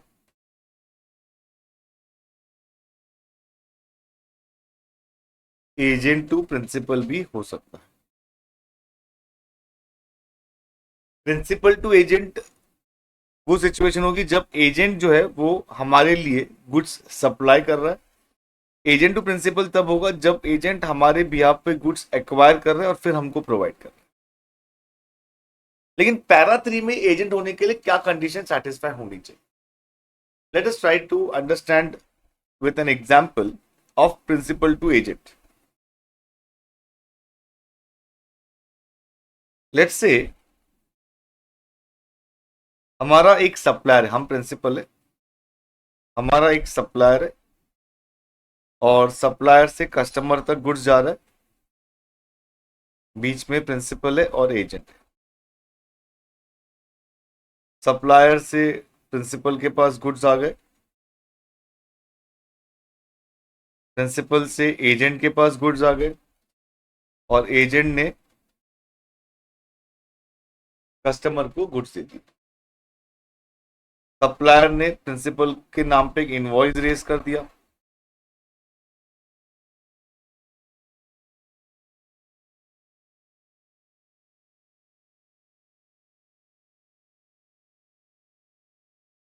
अब यहां पे एग्जाम्पल 1 में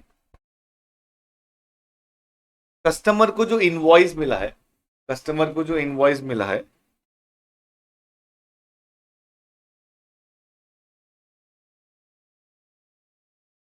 वो in the name of principal है। यहां पे हम ये बोलते हैं कि कस्टमर को जो इनवॉइस मिला है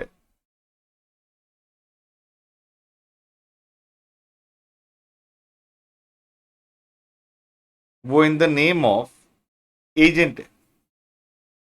तो इसका क्या मतलब हुआ, हमको समझा नहीं है।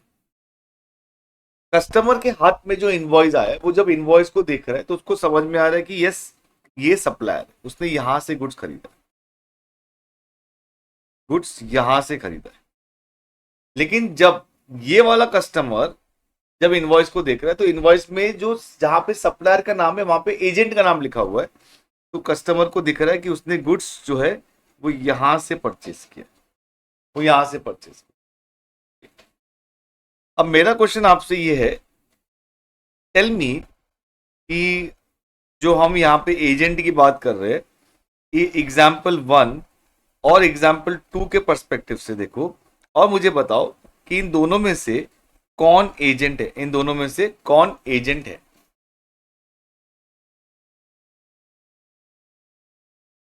ठीक है, जब भी क्वेश्चन के आंसर के लिए आपको टाइम चाहिए वीडियो पॉज कर दो। चलो, तो now I think you are ready with the answer. Now let us try to understand this. देखो, इन जनरल टर्म्स ना, जनरल टर्म्स मैक्सिमम लोग को लगेगा कि ये एजेंट है, मैक्सिमम लोग को लगेगा ये एजेंट है। लेकिन जीएसटी के section 7 subsection 1 clause C read with schedule 1 para 3 में जब हम चाहेंगे तो हमारे लिए ये वाला एजेंट पैरा 3 वाला एजेंट है। ये जो एजेंट है ये पैरा 3 वाला एजेंट है। अब इसकी नीड क्या पड़ी, देखो अगर आप ये गुड्स का मूवमेंट देखो, पूरा ये गुड्स का पूरा मूवमेंट देखो, तो जो सप्लायर से कस्टमर के पास जो गुड्स गया है वो फ्रॉम डॉक्यूमेंट आपको ट्रैक भी समझ में आ रहा है कि ये सप्लायर से प्रिंसिपल गया, प्रिंसिपल से कस्टमर चला गया। अब यहां पे जो गुड्स है सप्लायर के पास से प्रिंसिपल के पास गया है एज पर डॉक्यूमेंट, एजेंट से कस्टमर गया, यहां पे मिसिंग लिंक है। तो बोला ये मिसिंग लिंक को हम पूरा करेंगे और इसको हम डीम्ड सप्लाई मान लेंगे, डीम्ड सप्लाई हो जाएगा ये। ओके, डीम्ड सप्लाई ये हो जाएगा। तो ये हमारा सप्लाई हो जाएगा 7(1)(c) शेड्यूल 1 पैरा 3 के हिसाब से, शेड्यूल 1 पैरा 3 के हिसाब से। तो एजेंट टू प्रिंसिपल, अभी आप प्रिंसिपल टू एजेंट में मतलब यहां पे ये होता है where agent issues invoice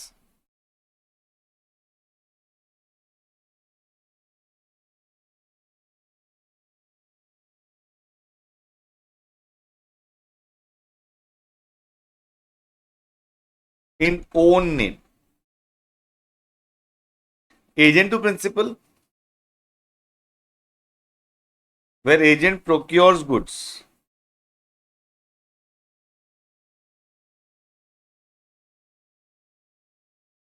in own name. अब ये वाला एग्जांपल समझो। देखो क्या होता है ना मार्केट में, फॉर एग्जांपल अगर मैं कोई बिजनेस कर रहा हूँ तो हो सकता है कि मेरा कुछ लिमिटेड एक्सपर्टीज हो, तो जहां पे मेरा एक्सपर्टीज नहीं मैं दूसरे लोगों की हेल्प लूंगा। तो अगर मैं बिजनेस कर रहा हूं तो बिजनेस के बहुत सारे एस्पेक्ट्स में से दो इंपॉर्टेंट एस्पेक्ट्स होता है बाइंग एंड सेलिंग। जितना सेलिंग इंपॉर्टेंट है उतना ही बाइंग भी इंपॉर्टेंट है। इन द कॉम्पिटेटिव वर्ल्ड अगर आपको कंपटीशन में रहना है, आपको अपने बिजनेस को एकदम कॉम्पिटेटिव रखते हुए अच्छे से रन करना है, तो आपका जो बाइंग है वो बहुत ज्यादा इंपॉर्टेंट होगा। अगर आपका बाइंग में ऐसा हो रहा है कि आप बहुत ज्यादा अमाउंट पे परचेस कर रहे हो तो आप दूसरों से कंपटीशन ही नहीं कर पाओगे ना। तो अगर आप उसमें एक्सपर्ट नहीं हो तो आप किसी एक्सपर्ट की हेल्प लो। तो आप एजेंट को बुलाओगे, बोलोगे एजेंट इधर आओ, मतलब मेरे को ये गुड्स बाय करना है, आप जाओ मेरे लिए बाय करके लेके। अब वो जो एजेंट है वो आपके लिए गुड्स बाय करके लेके आएगा, दो तरीके से बाय करके लेके आ सकता है। वो मार्केट में जाएगा, मार्केट में वो अलग अलग जगह जहां से बाय करेगा ऑर्डर देगा गुड्स का, और वो बिल पे डायरेक्टली आपका नाम लिखवा देगा, वो डायरेक्टली आपका नाम लिखवा देगा। दूसरा केस है कि वो मार्केट में जाएगा, वो बिल पे अपना नाम लिखवाएगा, ओके, एज ए वो खुद परचेस कर रहे हैं, और फिर वो जाके हमको गुड्स दे देगा, फिर वो आके हमको गुड्स दे देगा। तो हम वो सेकंड वाले सिनेरियो जो होगा हम उसकी बात करें यहाँ पे। The agent who procures goods in own name, वो जब मार्केट में जाता है तो वो खुद के नाम पे गुड्स को परचेस कर रहा है।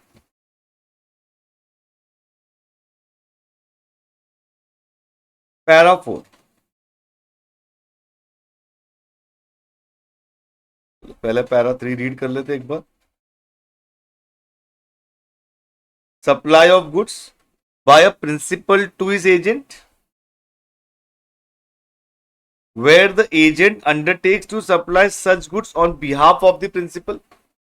Agent undertakes to supply such goods on behalf of the principal by an agent to his principal, where agent undertakes to receive such goods on behalf of the principal. अब para 4 में है import of services. Import of services, sir import of services पहले भी हमने देखा था, फिर से आ रहा है क्या? हमने कहा देखा था? हमने 7(1)(b) में देखा था। हमने कहा देखा था? 7(1)(b) में देखा था। इंपोर्ट ऑफ सर्विसेज हमने 7(1)(b) में देखा था, अभी फिर से आ रहा है यहाँ पे। वहां पे जो हमने देखा था वो import of services for consideration था, ये import of services without consideration. मैंने पहले बोला था शेड्यूल 1 में अगर हमको आना है तो विदाउट कंसिडरेशन वाला कंडीशन होगा, तो ही हम शेड्यूल 1 को हाथ लगाए। जैसे ही कंसिडरेशन आ गया तो फिर शेड्यूल 1 नहीं आएगा, सिंपल। इंपोर्ट ऑफ सर्विसेज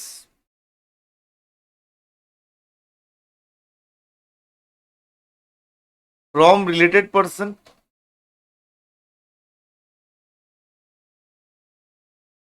और any of his establishment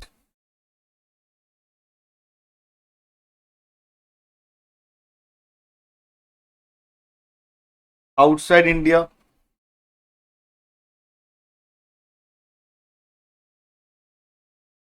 in the course or furtherance of business,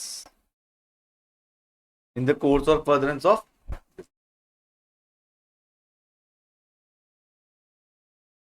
तो देखो अब इसमें कंडीशंस क्या क्या है। अब इसको ना मैं एक चार्ट में बना के दूंगा, मैं आपको ना बहुत से जगह पे जहां जहां रिक्वायर्ड होगा ना एक चार्ट वगैरह बनाऊंगा मैं ऐसे आपके लिए। तो वो चार्ट आपको बहुत हेल्प करेगा कंसेप्ट को समझने के लिए भी, और एग्जाम के एक दिन पहले रिवाइज करने के लिए।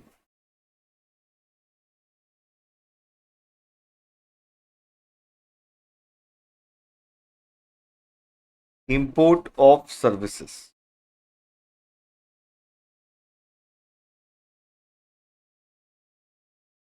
Import of services for consideration हो सकता है,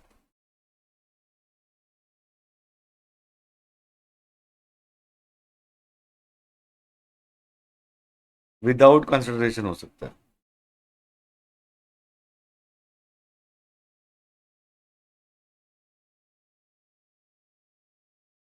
फॉर कंसिडरेशन में इन द कोर्स और फर्दरेंस ऑफ बिजनेस हो सकता है,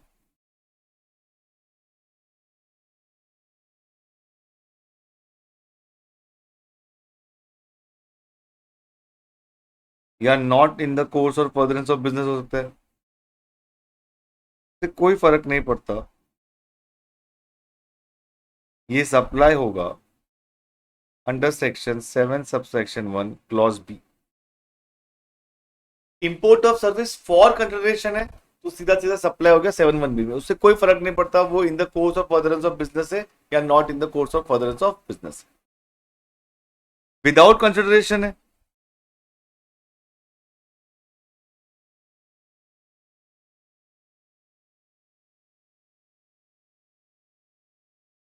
in the course of furtherance of business है, not in the course of furtherance of business है, not in the course of furtherance of business है, तो सीधा सीधा हो गया नॉट अ सप्लाई। कंसिडरेशन भी नहीं है, सप्लाई भी नहीं, आई मीन कंसिडरेशन भी नहीं है, बिजनेस भी नहीं है, तो सप्लाई नहीं होगा। तो इन the course of furtherance of business मतलब सर सप्लाई हो गया क्या? नहीं नहीं, वेट करो, देखो समझो इसको। Import of service in the course of furtherance of business तो है ही है, लेकिन ये भी है ना from related person. It is from related person और any of his establishment outside India.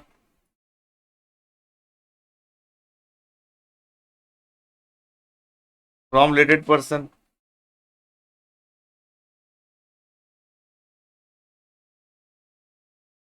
Not from related person.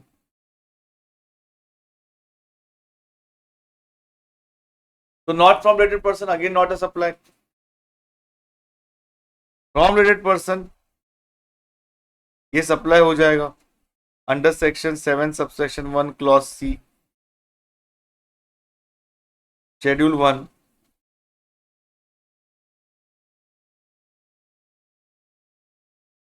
तो एडजस्टमेंट करना पड़ेगा।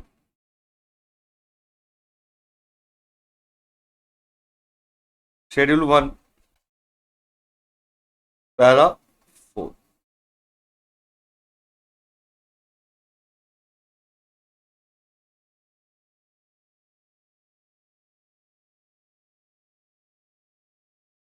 तो ये इंपोर्टेशन ऑफ सर्विस का एक कंप्लीट सिनेरियो होगा। देखो अगर importation of service for consideration सीधा सीधा सप्लाई, विदाउट कंसिडरेशन तो आपको खाली दो चीज देखनी कि वो एक तो जो इंपोर्टर है वो रिलेटेड पर्सन होना चाहिए या हमारा कोई एस्टैब्लिशमेंट होना चाहिए इंडिया के बाहर, या और एंड सेकंड एंड इसके साथ वो in the course of furtherance of business होना चाहिए।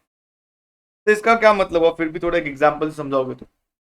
अगर अगर सपोज मैंने एक आर्किटेक्ट का सर्विस लिया है हमारे यहाँ पे एक बिजनेस, हमारे यहाँ पे एक प्रीमाइसेस के लिए इंटीरियर डेकोरेशन के लिए, तो मैंने क्या किया उसको मैंने खाली बोला कि मुझे पूरा उसका एक आर्किटेक्ट को बोले पूरा एक लेआउट बना के दो, लेआउट बना के दो और उसका क्या किस तरह से मेरा पूरा घर डिजाइन होना चाहिए। फिर वो कंस्ट्रक्शन में यहाँ पे इंडिया में किससे करवा दूंगा, तो यूके में कोई आर्किटेक्ट बहुत फेमस है, मैंने उससे वो करवा लिया। तो अब मैं उसको पैसे दे रहा हूँ उसके लिए, मैंने उसके लिए लेट से उसको 1 लाख रुपीज दिए। अब मैं वो अगर अपने घर के लिए ले रहा हूं या ऑफिस के लिए ले रहा हूं उससे फर्क नहीं पड़ता, दोनों केस में, दोनों केस में ये सप्लाई माना जाएगा, दोनों केस में ये सप्लाई माना जाएगा। अब अगर हम ये मान के चलते कि सपोज अगर वो मेरा फ्रेंड है, वो मेरा फ्रेंड है और मैंने ये आर्किटेक्ट के डिजाइन लिए, अब मैं अपने घर के लिए लू या ऑफिस के लिए लू, अब वो कौन है, मेरा फ्रेंड है। अगर वो मेरा फ्रेंड है तो फ्रेंड रिलेटेड पर्सन के डेफिनेशन में है क्या, नहीं। देखो विदाउट कंसिडरेशन है, विदाउट कंसिडरेशन है, तो अगर आपने घर के लिए लिया हुआ है, घर के लिए लिया हुआ है तो सीधा सीधा नॉट अ सप्लाई। लेकिन अगर आपने ऑफिस के लिए लिया हुआ है, ठीक है, तो ऑफिस के लिए तो एक पॉइंट और चेक करेंगे क्या वो रिलेटेड पर्सन है, नहीं रिलेटेड पर्सन है, फ्रेंड जो है वो रिलेटेड पर्सन के डेफिनेशन में नहीं है, तो वो भी ना सप्लाई नहीं होगा। अब अगर हम ये देखें कि सर अगर हमने ना आर्किटेक्ट की जो डिजाइन बनाई है वो हमारे ब्रदर से बनवाई, किससे बनवाई, ब्रदर से बनवाई, अब क्या होगा, क्या वो ब्रदर आपके ऊपर डिपेंडेंट है? अगर आंसर है नो, अगर आंसर है नो, अगर आंसर नो है तो अगेन वो रिलेटेड पर्सन नहीं है, रिलेटेड पर्सन नहीं है, फ्री में अगर काम हो रहा है तो उसमें कोई सप्लाई नहीं होगी। अगर पैसे लिए है तो 7(1)(b) में कवर हो जाएगा। अब एग्जाम में अगर क्वेश्चन आएगा ना तो यहां पे देखो आपको क्या इंपॉर्टेंट पॉइंट आपको समझ, लेट्स से अगर यही क्वेश्चन आता है कि वो ब्रदर है, आर्किटेक्ट है और कुछ नहीं बोला है डिपेंडेंट है या नॉट डिपेंडेंट, तो आप ये अज्यूम करोगे कि वो आर्किटेक्ट है, इसका मतलब फाइनेंशियली खुद ही अपना काम कर रहा है वो, तो उस केस में, उस केस में फिर वो नॉट रिलेटेड पर्सन होगा। लेकिन अगर एग्जाम में क्वेश्चन में ऐसे दे दिया उन्होंने कि वो आर्किटेक्ट है लेकिन फिर बोला है Holi depend on such person, तो फिर अपना दिमाग नहीं लगाना कि सर वो अगर आर्किटेक्ट है तो वो डिपेंडेंट कैसा है, वो अपना खुद फाइनेंशियली कमा रहा होगा। देखो अगर वो हो सकता है ना कि जस्ट वहां पे वो आर्किटेक्ट बना है, वो अभी तक वहां पे सेटल हो रहा है और अभी तक वो हमारे पैसे से जो हम वहां पे भेज रहे उसी पे अपना काम चला रहा है, उसने हमको बस यहाँ पे डिजाइन बना के दे दिया है।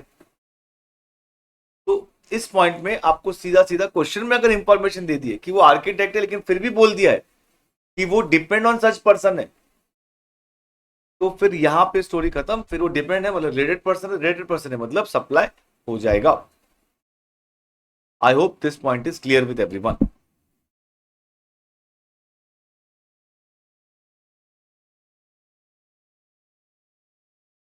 Import of services by a person from related person or from any of his other establishment outside India in the course or furtherance of business. In the course or furtherance of business. अब इसमें हम कुछ analysis करेंगे और agent वाला जो analysis उसमें del trader agent का एनालिसिस हम थोड़ा एंड में करेंगे। तो अब हम लोग एक एक करके एग्जांपल्स देखते रहते हैं जो हमने अब तक पढ़ा है यहाँ पे, और फिर साथ में कुछ एनालिसिस भी करेंगे हम लोग।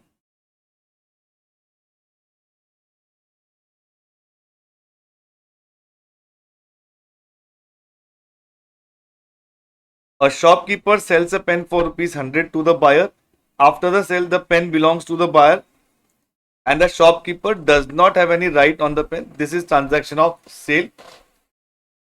A company transfer goods from its factory to the depot for sale purpose. This is transfer of goods where the sale has not yet taken place. When a new car worth ₹5 lakh is purchased in exchange of an old car along with monetary consideration of 4 lakh paid for the said purchase, this is exchange transaction. Doctor got his haircut from a barber and provides him medical consultancy in return.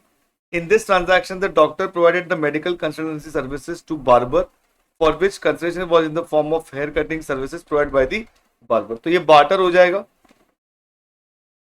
Similarly, the barber provided hair cutting services to the doctor, for which consideration was in the form of medical consultancy services provided by the doctor. तो अगर इसको देखो हम analysis करें तो एक hair cutting है और एक मेडिकल कंसल्टेंसी। जब हम डॉक्टर के पॉइंट ऑफ व्यू से बात करेंगे तो जो कंसल्टेंसी है वो उसने सर्विस प्रोवाइड की है, और जो हेयर कटिंग है वो उसका कंसिडरेशन है, मतलब उसने जाके कंसल्टेंसी प्रोवाइड की और उसके बदले में उसको हेयर कटिंग मिल गई। और जो बार्बर है,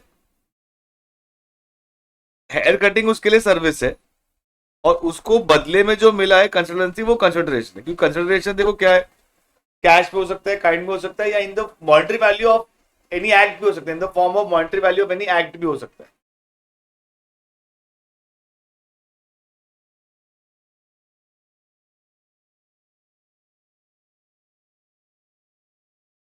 donation received by charitable institution from individual donors without quid pro को। अब ये क्या होता है, क्या ये कंसिडरेशन यहाँ पे होगा क्या? अब लेट्स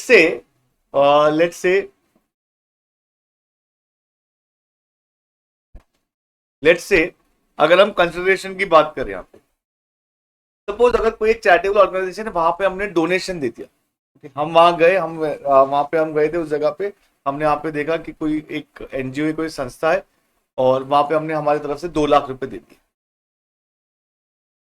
तो जब हमने 2 लाख रुपए दिए, क्या बदले में हमको कुछ मिला है? क्या बदले में हमको कुछ मिला है? तो बदले में हमको कुछ भी नहीं मिला है। अब इसी केस को हम ऐसे समझते कि अगर 2 लाख रुपए दिए और वहां पे हमने हमारा बिजनेस का नाम वगैरह लिखवा के आ गए, तो सर बिजनेस का नाम लिखवा के उससे क्या होगा? तो जो भी लोग आएंगे वो हमारे बिजनेस का नाम देखेंगे, तो एक तरह का मार्केटिंग हो गया, पब्लिसिटी हो गया, एडवर्टाइजमेंट हो गया। तो यहाँ पे जो आपका एडवर्टाइजमेंट हो रहा है उसके बदले में आप 2 लाख रुपए दे रहे हो, तो ये 2 लाख रुपए कंसिडरेशन हो जाएंगे। अच्छा सर, फिर अगर ऐसा हुआ कि सपोज अगर किसी पर्सन ने वहां पे 2 लाख रुपए दिए और वहां पे अपना खुद का सिर्फ नाम लिखवा दिया, मतलब वो जो पर्सन थे उन्होंने हमारा नाम लिखवा दिया as a gratitude, as a sign of gratitude, उन्होंने हमारा नाम लिखवा दिया। तो अगर हमारा पर्सनल नाम लिखवा है तो उस केस में वहां पे कोई मार्केटिंग या पब्लिसिटी नहीं होगी। फिर कोई सोचेगा सर लेकिन अगर सपोज जिसका बिजनेस है और जो उसका नाम है वो सेम ही है, तो मतलब कोई खुद वो फेस ही वैसा है, मतलब कि उसका नाम से बिजनेस चल रहा है, तो तो ये देखो, ये केस टू केस बेसिस देखा जाएगा, फिर ये केस टू केस बेसिस देखा जाएगा कि वो सच में उसमें उसका बिजनेस का पब्लिसिटी हो रहा है कि नहीं हो रहा है। बाकी इन जनरल आपको सीधा ये समझना है कि अगर किसी पर्सन का सिर्फ वहां पे नाम है या उसके कोई रिलेटिव का सिर्फ नाम लिख दिया है, तो वो डोनेशन जो है फिर वो सप्लाई की कैटेगरी में नहीं आएगा, और अगर बिजनेस का नाम लिखा है तो आ जाएगा। An important feature of consideration is quid pro quo, something for something. Donation received by charitable organization are treated as consideration only if there exists quid pro quo. That is, there is an obligation on part of recipient of the donation or gift to do anything. Generally, institutions such as religious institutions, charitable organizations, school, hospital, orphanages, old age home receive financial help or any other support in the form of donation or gift from individual donors. In order to express the gratitude towards such help or support, the recipient institutions place a nameplate or similar such acknowledgement in their premises. When the name of the donor is displayed in recipient institution premises in such a manner which can be said to be an expression of gratitude and public recognition of donor's act of philanthropy and is not aimed at giving publicity to the donor in such manner that it would be an advertising or promotion of his business, then it can be said that there is no supply of service for the payment in the form of donation. In other words, there is no obligation on part of recipient of the donation or gift to do anything. Therefore, there is no GST liability on such payment made. Bhushan donated a blackboard to Yoganist Sansthan, a charitable yoga institution. Yoganist Sansthan printed underneath the blackboard so donated, good wishes from Mr. Bhushan. तो यहाँ पे से उसका नाम लिखा हुआ है, okay, तो ये कोई सप्लाई वगैरह कैटेगरी में नहीं आएगा. Srimati Durga Devi donated some money to a temple in memory of her late father. The temple thus constructed a room in the temple complex from such donation and wrote donated by Srimati Durga Devi in the memory of her father on the door of the room. In the above examples, it may be noticed that there is no reference or mention of any business activity of the donor which otherwise would have got advertised. Thus, GST is not leviable where all the following three conditions are satisfied. Gift or donation is made to charitable organization. Payment has the character of gift or donation. Purpose is philanthropic. That is, it leads to no commercial gain and not advertisement. अब जो हमारा second example है, art work sent by artist to galleries for exhibition. Art work sent by artist to galleries for exhibition. अब यहाँ पे भी point को समझो. लेट्स से अगर मैं एक बहुत जबरदस्त आर्टिस्ट हूँ, बहुत जबरदस्त पेंटर हूँ, वो तो आपको वैसे समझेगा भी कि मैं कितना अच्छा पेंटर हूँ, आर्टिस्ट हूँ, जैसे जैसे मैं और एग्जांपल्स में कुछ ड्राइंग करूंगा ऐसा. तो अगर मैं एक बहुत जबरदस्त आर्टिस्ट और पेंटर हूँ, मैंने बहुत सारी पेंटिंग्स बनाई है, तो मैंने वो पेंटिंग्स को है ना, मैंने गैलरी में जो है वो डिलीवर किया है फॉर एग्जीबिशन, तो दैट वहां पे लोग आए एग्जीबिशन के लिए, वहां पे लोग आए, देखे, उनको कुछ पसंद आए तो वो परचेस करके लेके जा सकते हैं. तो अब यहाँ पे जो आर्ट वर्क जो मैंने भेजा है, क्या वो सप्लाई होगा? तो अगर मैंने सिर्फ आर्ट वर्क एग्जीबिशन में भेजा है तब तक वो सप्लाई नहीं होगा, लेकिन अगर एग्जीबिशन में किसी ने उसको परचेस कर लिया उस समय वो सप्लाई हो जाएगा.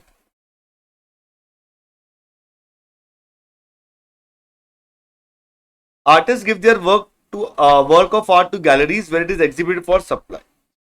However, no consideration flows from the gallery to artists when the artworks are sent to gallery for exhibition, and therefore the same is not a supply.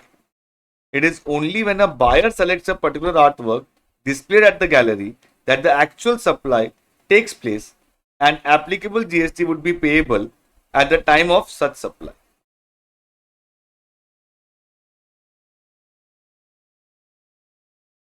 अब ये जो एग्जाम्पल, ये बहुत ही इंटरेस्टिंग एग्जाम्पल है. इसमें हुआ क्या, देखो इसमें क्या सिचुएशन हुई. Let us try to understand. इसको थोड़ा अच्छे से, शांति से समझना, अच्छे से, एकदम ओपन माइंड से. एक पर्सन है,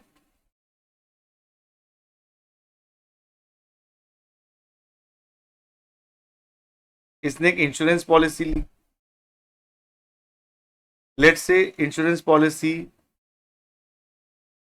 of ₹5 lakh.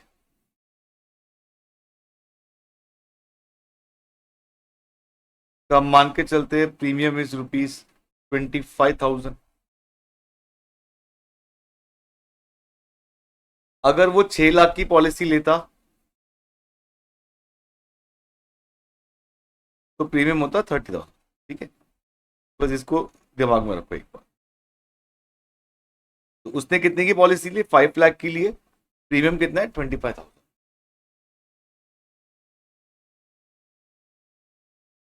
This is premium for financial year 22-23। Financial year 22-23। There was no claim in the financial year 22-23।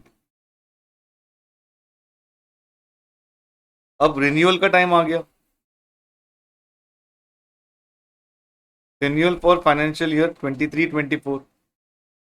तो कंपनी ने क्या बोला कि देखो आपका नो क्लेम था ना, तो हम आपको एक नो क्लेम बोनस देते हैं। पूरा नो क्लेम बोनस मतलब क्या? तो बोला कि इंश्योरेंस पॉलिसी जो है आपका,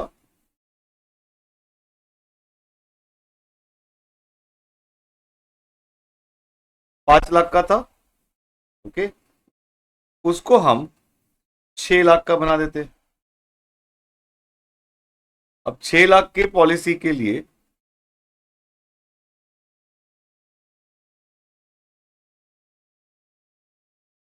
प्रीमियम जो 30,000 होना चाहिए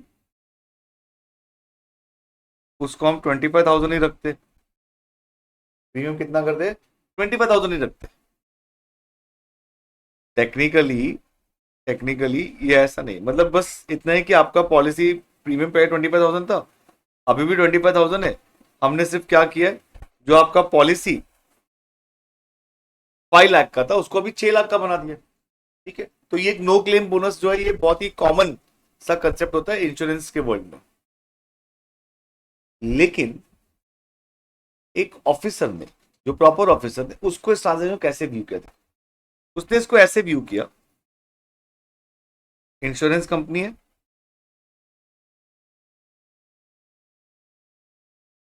इंश्योर्ड है, वो बोल रहा है कि यहां पे जो पॉलिसी 6 लाख की है इसका वैल्यू 30,000 है। इसका वैल्यू 30,000 है। तो इंश्योरेंस कंपनी बोल रही है कि 30,000 नहीं है ना, हम तो 25,000 ही ले रहे, हम 25,000 ले रहे। बोला नहीं नहीं, 30,000 है, 30,000 पे जीएसटी लगे। बोला ये कैसे?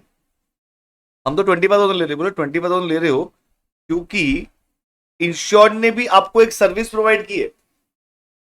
इंश्योर्ड पर्सन ने आपको एक सर्विस प्रोवाइड की। बोला क्या सर्विस प्रोवाइड की? उसने सर्विस प्रोवाइड की of forbearance of an act. Forbearance of an act. Forbearance of an act का मतलब क्या है? कुछ नहीं करने का कमिटमेंट देना, कुछ नहीं करने का कमिटमेंट देना। तो उसने जो आपको कुछ नहीं करने का जो कमिटमेंट दिया है उसका वैल्यू 5,000 रुपए है। तो उसने क्या कुछ नहीं किया? उसने क्लेम नहीं किया। तो देखो जीएसटी ऑफिसर का दिमाग क्या सही चल रहा है। उसने बोला कि जो पॉलिसी है वो अभी उसका वैल्यू 30,000 है, इंश्योर्ड पर्सन ने जो कुछ नहीं किया उसका वैल्यू 5,000 है, इसके लिए नेट ट्रांजेक्शन में आप 25,000 ले रहे हो। लेकिन ग्रॉस लेवल पे ये 30,000 का सर्विस है, ये 5,000 का सर्विस है, तो यहाँ पे 30,000 भी सप्लाई, 5,000 भी सप्लाई, दोनों पे जीएसटी लग जाएगा। तो अब यहां पे जीएसटी ऑफिसर का क्लेम था कि 30,000 जो होगा वो वैल्यू ऑफ सप्लाई होना चाहिए, 25,000 नहीं होना चाहिए। तो अब इसमें डिपार्टमेंट ने ही सीधा सीबीआईसी ने एक सर्कुलर इशू कर दिया, एक सर्कुलर इशू कर दिया और उसमें उन्होंने इस मैटर को क्लैरिफाई कर दिया और बोल दिया कि ये जो 5,000 रुपया है ये कोई अलग से सप्लाई का पार्ट नहीं है, this is just a discount, this is just a discount. और इसीलिए 30,000 में से 5,000 माइनस होकर 25,000 हो गया। तो फिर बोला कि लेकिन सर वो जो ऑफिसर जो बोल रहा था कि for balance of an act है, वो भी तो लॉजिकल लग रहा है ना, वो भी तो लॉजिकल लग रहा है ना, for balance of an act वो भी कंसिडरेशन हो गया ना। देखो आप इसको ऐसे भी समझो, for balance of an act consideration, चलो फॉरबेरेंस ऑफ एन एक्ट क्या है? कंसिडरेशन। हमने क्या बोला था? कंसिडरेशन में क्या है? कैश भी होता है और monetary value of forbearance of an act भी होता है। तो वो कैश में 25,000 दे रहा है और फॉरमेंस ऑफ एक्ट जिसका वैल्यू 5,000 है वो दे रहा है। तो ऑफिसर का लॉजिक भी तो सही है। अब यहां पे सर्कुलर में उन्होंने ये एक्सप्लेन किया कि ये फॉरमेंस ऑफ एक्ट नहीं है। फॉरमेंस ऑफ एक्ट का मतलब क्या होता है, जहां पे आप पहले से कमिटमेंट देते हो, आप पहले से प्रॉमिस करते हो कि मैं ये नहीं करूंगा। आप जब आप पॉलिसी लेते हो, ओके, अब जो आपको पॉलिसी आपने लिया, इंश्योरेंस कंपनी ने आपको बोला कि अगले साल आपको ना 5 का 6 लाख होएगा, तो वो 5 का 6 करने के लिए क्या आप कोई क्लेम नहीं करोगे? क्या कोई भी क्लेम नहीं करोगे? लेट से अगर 5 लाख आपने पॉलिसी लिया, बीच में 2 लाख का क्लेम आ गया, तो क्या आप नहीं करोगे? नहीं नहीं, 2 लाख का क्लेम नहीं करता हूं, मेरे को ना अगले बार प्रीमियम में 5,000 का फायदा हो जाएगा।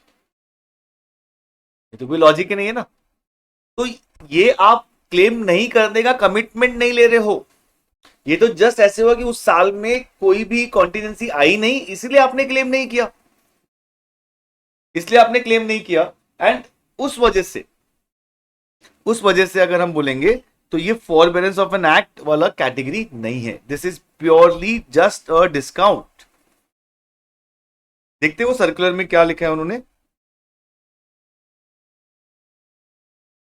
The issue which arose for consideration was whether a deduction on account of no claim bonus allowed by insurance company from the insurance premium payable by the insured can be considered as consideration for the supply provided by the insured to the insurance company for agreeing to the obligation to refrain from an act of lodging insurance claim during the previous year.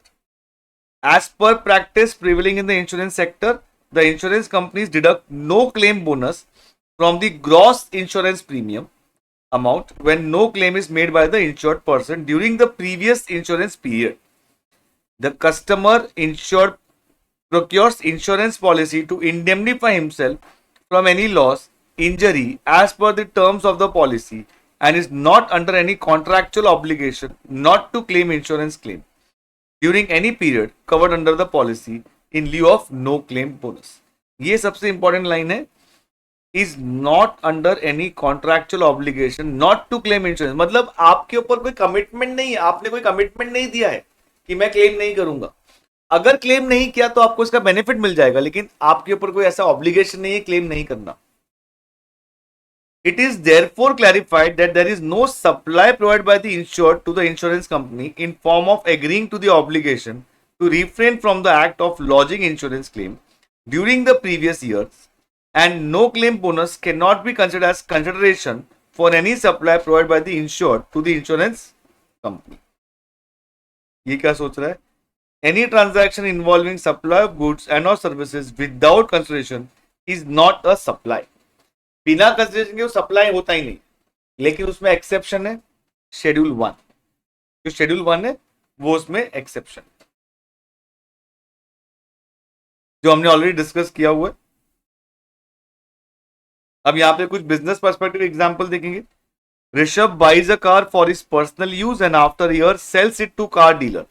अगर आप कोई car purchase करते हो और अपनी पुरानी car बेच देते हो, तो जो आप अपनी पुरानी कार बेच रहे हो that is not in the course of furtherance of business, और वो in the course of furtherance of business नहीं है, तो इसके लिए वो सप्लाई नहीं है। आपने जहां पे कार, समझो गराज वाले को जो कार बेची, अगर वो गराज वाला किसी को सेल कर रहा है तो उसके लिए वो in the course of furtherance of business है, उसके लिए इन the course of furtherance of business है, वो सप्लाई होगा। आपने जो अपनी कार बेची उसमें पैसे मिले, कंसिडरेशन है, लेकिन इन the course of furtherance of business नहीं है, तो वो सप्लाई नहीं होगा। Sale of car by Rishabh to car dealer is not a supply under CGST Act because the said supply is not made by Rishabh in the course or furtherance of business.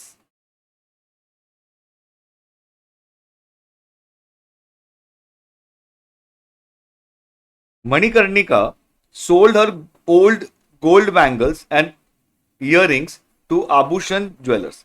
तो अगर again किसी का अगर खुद ने अपनी personal jewellery किसी को बेचिए, अपनी पर्सनल ज्वेलरी किसी को बेचिए, तो उसको भी हम लोग सप्लाई नहीं मानेंगे। क्यों? क्योंकि वो in the course of furtherance of business नहीं है।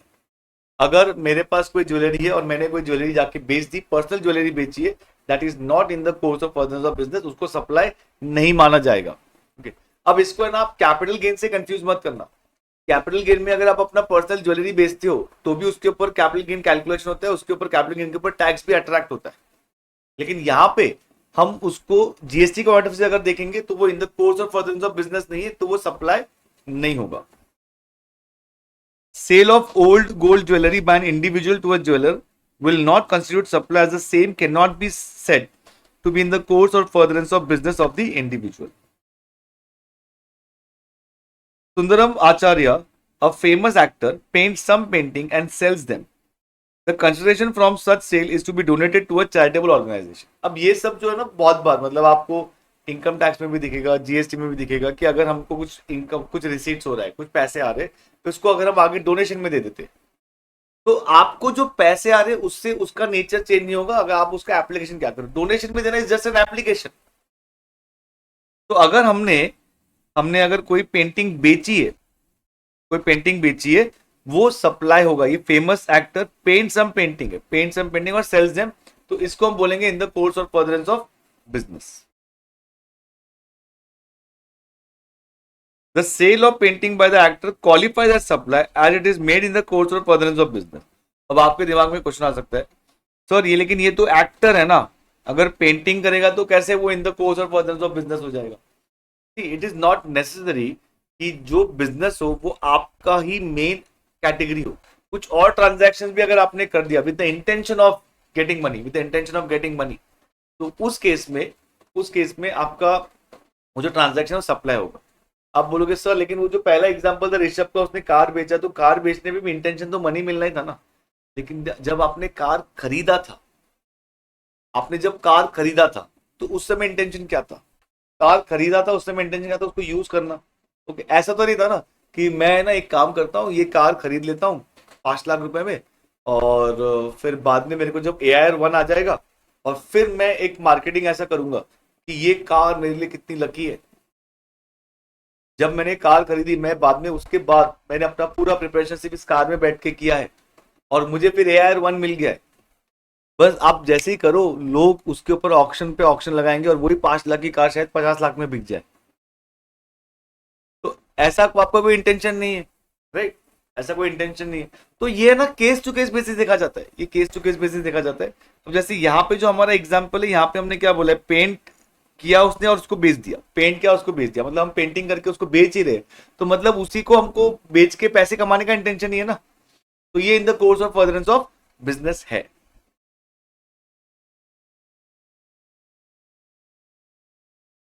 A resident welfare association provides a service of depositing the electricity bill of the residents in lieu of some nominal charges.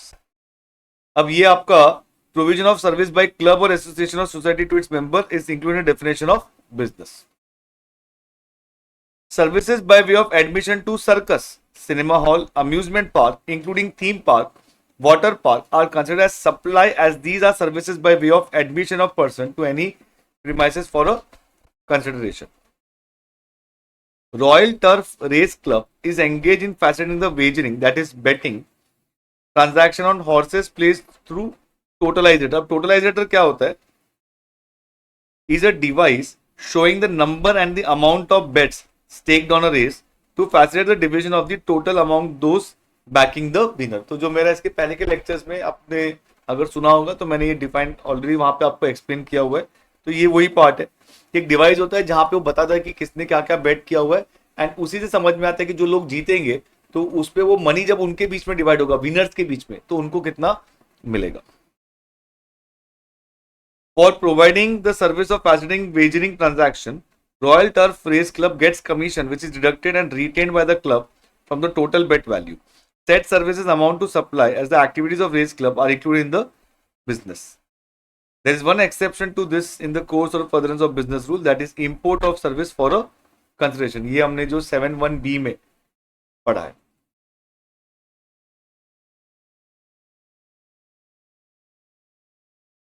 Ramaiya, a proprietor, has received the architect services for his personal residence.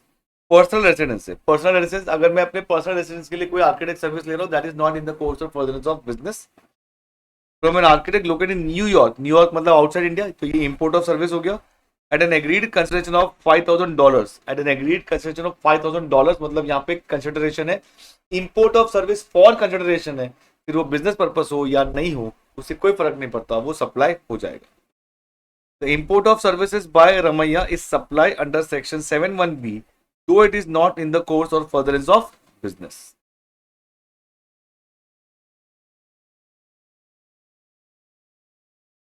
Dhruv gives old laptops being used in his business to his friend free of cost. देखो, old laptops use in business, इसका मतलब ये business asset है.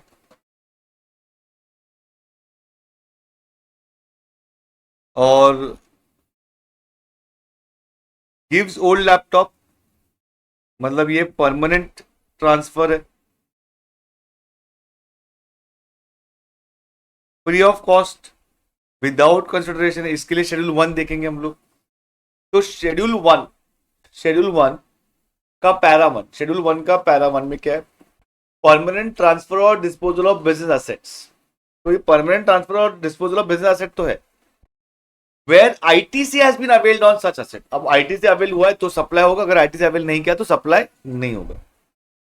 This will qualify as supply provided input tax credit has been availed by Dhruv on such laptops.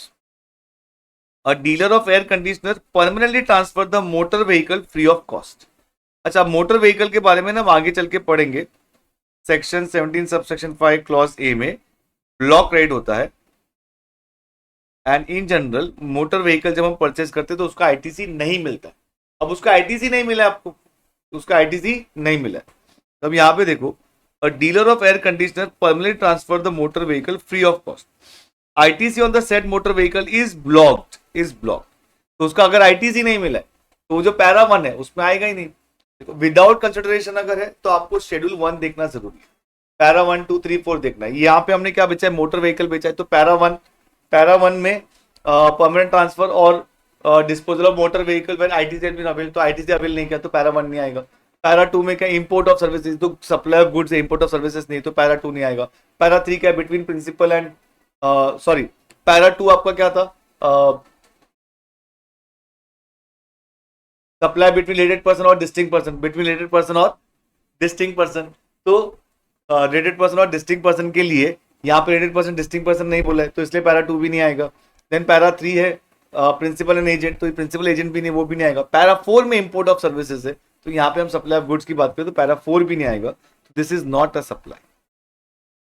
The transaction will not consider supply as the conditions of availment of ITC on the business asset transferred is not fulfilled.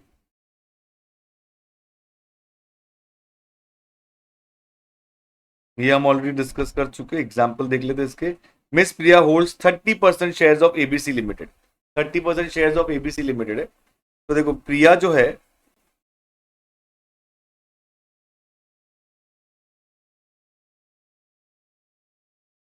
ABC limited में उसके 30% shares है. And 35% shares of XYZ limited. XYZ limited में 35% shares है.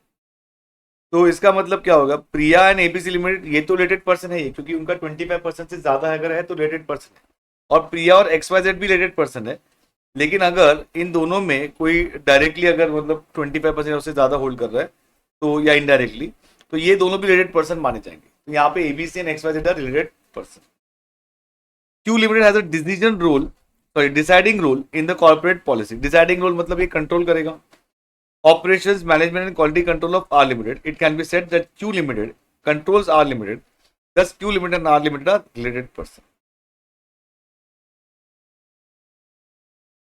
Mohan, a chartered accountant, has a registered head office in Delhi. He has also opened registration in the state of West Bengal. तो दिल्ली है, waste Bengal है. इन दोनों के registration अलग अलग होंगे, तो ये दोनों डिस्टिंक्ट पर्सन होंगे. In respect of his newly open branch office, most registration under GST under same PAN in West Bengal and Delhi shall be treated as distinct person. Rishabh Enterprises, a registered supplier, owns an air-conditioned restaurant in Virar, Maharashtra. It has opened a liquor shop in Raipur, Uttarakhand. तो महाराष्ट्र और उत्तराखंड है. Trading of alcohol liquor, तो वहां पे वो liable for registration नहीं है. तो ये दोनों भी मतलब डिस्टिंक्ट पर्सन माने जाएंगे.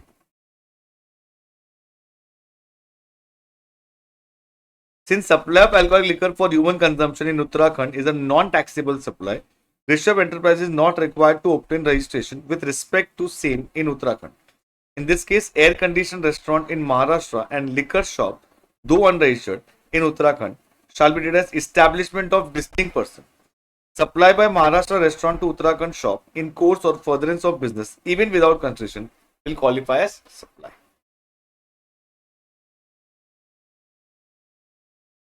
Raghubir Fabrics transferred 1,000 shirts from his factory located in Lucknow to his retail showroom in Delhi. तो ये लखनऊ और दिल्ली दो अलग अलग जगह पे, दो अलग अलग स्टेट्स पे, एक यूपी में और एक दिल्ली में. So that the same can be sold from there. The factory and retail showrooms of Raghubir Fabrics are registered in the states where they are located. Although no consideration is charged, supply of goods from factory to retail showroom constitutes supply. Raghubir Fabrics transferred 1,000 shirts from his factory located in Lucknow to his retail showroom in Kanpur. अब लखनऊ और कानपुर दोनों ही UP में है. दोनों ही UP में. अच्छा, अभी आपके दिमाग में अगर ऐसा क्वेश्चन आता है कि सर हमको कैसे मालूम पड़ेगा लखनऊ कानपुर यूपी में? वैसे आइडियली मालूम होना चाहिए, मतलब इतना तो इंडिया के बारे में मालूम होना चाहिए, लेकिन फिर भी चलो हम अज्यूम करते हैं कि सर इंडिया के ऐसे तो कितने सारे स्टेट्स है, उसमें कितने सिटीज होंगे. अगर कोई भी ऐसे एग्जाम्पल ले लेता, हमको कैसे मालूम पड़ेगा कौन से स्टेट में? इन जनरल अगर कोई भी वो सिटी वगैरह अगर वहां पे स्पेसिफाई करते तो उसमें वो बताते हैं कि कौन से स्टेट में. एग्जाम में अगर क्वेश्चन आएगा तो वो स्टेट अगर अलग अलग है या सेम स्टेट है तो वो बता देंगे.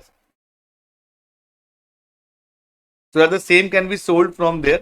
It has taken one registration in the state of Uttar Pradesh, declaring Lucknow factory as its principal place of business and Kanpur showroom as its additional place of business. Since no consideration is charged, supply of goods from factory to retail showroom in the same state under single registration does not constitute supply. लेकिन अगर यहाँ पे separate registration लिए होते तो उसको भी हम लोग सप्लाई मान लेते.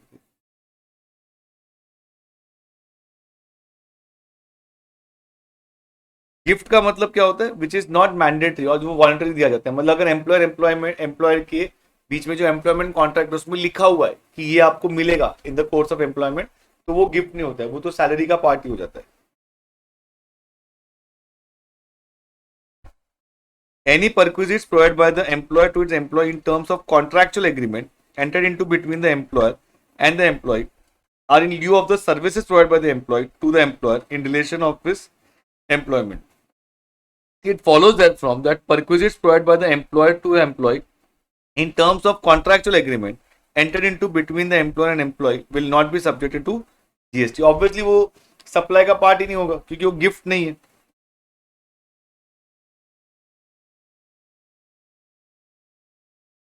Anmol appoints Bholu to procure certain goods from the market. Bholu identifies various suppliers who can provide the goods as desired by Anmol and asks the supplier to send the goods and to issue invoice directly to Anmol. देखो अनमोल है, भोलू है और जो सारे suppliers है. भोलू ने क्या बोला है सप्लायर्स को कि डायरेक्टली अनमोल के नाम पे इनवॉइस इशू करो, सीधा अनमोल के नाम पे इनवॉइस इशू करो. तो उस केस में ये जो बोलू है not an agent as per para 3. देखो इन जनरल टर्म वो एजेंट होगा, लेकिन जीएसटी का सेक्शन 7(1)(c) में जो शेड्यूल 1 हम जब पढ़ते हैं, जब हम शेड्यूल 1 पढ़ते हैं उसमें जो पैरा 3 हम पढ़ते हैं, पैरा 3 जब हम पढ़ते हैं उसके लिए वो एजेंट नहीं है. पैरा 3 में जो एजेंट लिखा हुआ है उसका एजेंट नहीं है वो. In this scenario, Bolu is only acting as a procurement agent and has in no way involved himself in the supply or receipt of the goods. Hence, in accordance with the provision of this act, Bolu is not an agent of Anmol for the supply of goods in terms of para 3 of schedule 1. In general terms वो agent है, लेकिन वो schedule 1 के para 3 के लिए वो agent नहीं है. Money Bank, a banking company, appoints Mandar auctioneer to auction certain goods. The auctioneer arranges for the auction and identifies the potential bidders. The highest bid is accepted and the goods are sold to the highest bidder by Money Bank. The invoice for the supply of goods is issued by Money Bank to successful bidder. तो again यहाँ पे directly money bank ने वो bidder को invoice issue कर दिया, तो मतलब बिडर ने को समझा कि उसने मनी बैंक से परचेस किया. ऑक्शनर जो है वो जस्ट एक एज एन एजेंट यहाँ पे काम कर रहा है, वो पैरा 3 वाला एजेंट नहीं है, पैरा 3 वाला एजेंट नहीं. In this scenario, the auctioneer is merely providing the auctioneering services with no role played in the supply of goods. Even in this scenario, Mandar is not an agent of Money Bank for the supply of goods in terms of para 3 of schedule 1.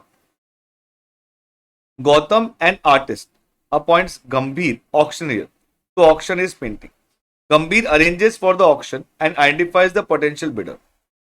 एक तो ये गौतम गंभीर ऐसा नाम लिखते हैं ना, तो प्रॉपर अपने को नाम लिख के समझना चाहिए. गौतम आर्टिस्ट है, मतलब ये प्रिंसिपल हो गया. गंभीर उसका ऑक्शनर है. तो देखना है कि पैरा 3 वाला एजेंट होगा कि नहीं होगा. Simple.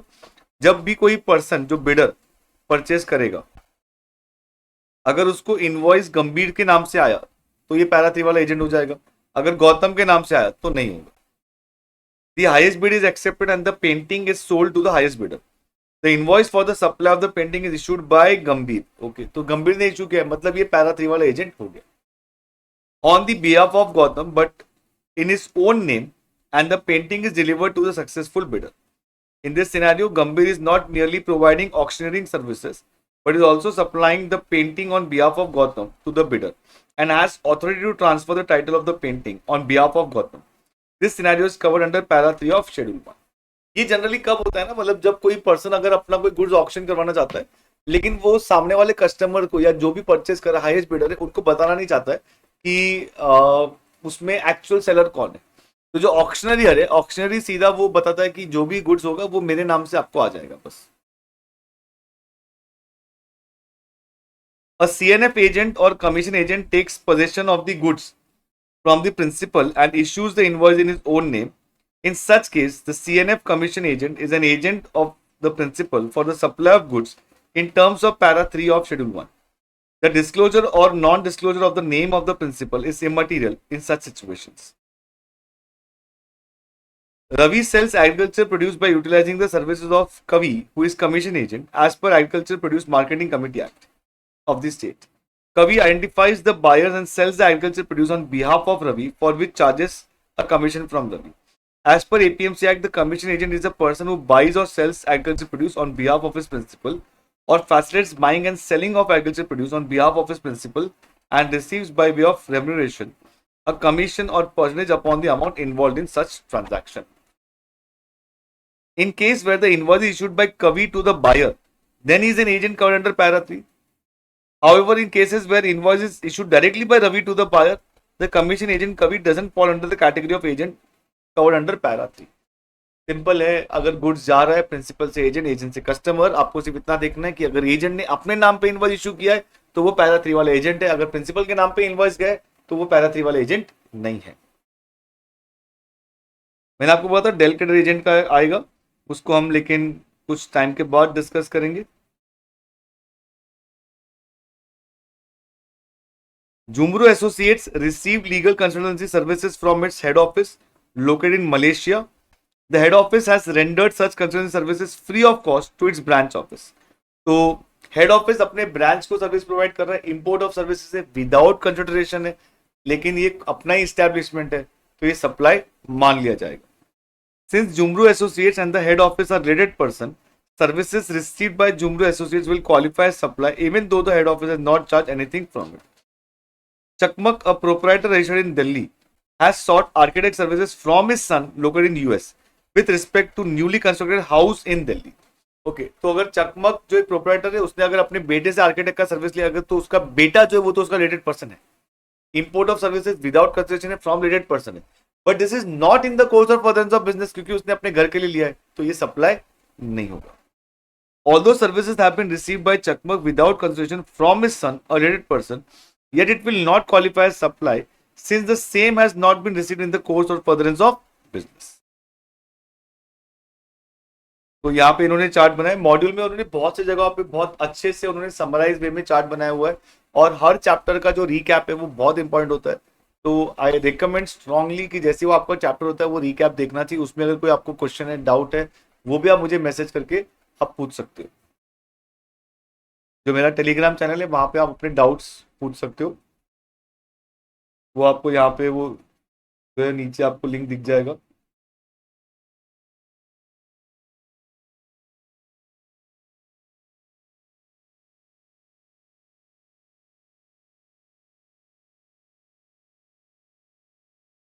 Mr. Venkat hired a professional firm based in UK to receive the legal consulting services for his family dispute.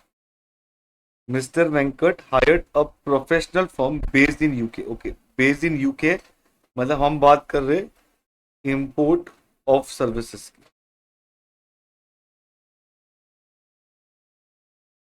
To receive legal consulting services for his family dispute. The services received by Mr. Venkat dash in case such services are received by Mr. Venkat free of cost or for consideration of $. तो देखो ये import of services है और एक professional firm से मतलब related person तो नहीं है, रिलेटेड पर्सन नहीं है, बिजनेस पर्पस भी नहीं है, फैमिली डिस्प्यूट है, बिजनेस पर्पस भी नहीं है. तो अब उन्होंने क्या बोला है, यहाँ पे हमको फिंगर ब्लैंक्स फिल करना है और जिसमें do not amount to supply या अमाउंट टू सप्लाई हमको बोलना है. अगर ये फ्री ऑफ कॉस्ट है तो do not amount to supply आएगा और फॉर अ कंसिडरेशन है तो it will amount to supply.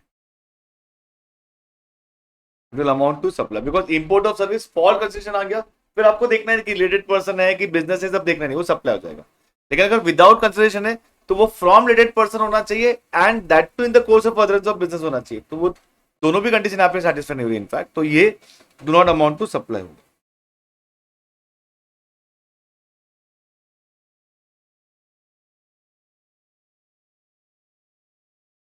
Okay, तो ये हम ऑलरेडी डिस्कस कर चुके हैं 7(1)(a). द एक्टिविटीज और transaction between a person other than individual and its members or constitutes for cash, deferred payments or other valuable consideration are covered within the ambit of supply as per section 7 subsection 1 clause AA. तो यहाँ पे सिर्फ ambiguity जो थी वो क्या थी कि जो इस तरह के अनइनकॉर्पोरेटेड बॉडी है और मेंबर्स है, ये in general they are not treated as separate person. तो आप खुद को ही सप्लाई कैसे करें. तो इसीलिए यहाँ पे जीएसटी में उन्होंने एक एक्सप्लेनेशन ऐड करके बोल दिया कि भाई ये दोनों को हम अलग अलग पर्सन मानेंगे. और जैसे हमने अलग अलग पर्सन माना, इसका मतलब एक ट्रांजैक्शन एक पर्सन से दूसरे पर्सन हो रहा है और फिर इसको हम 7(1)(a) में इसको हम सप्लाई बोलेंगे.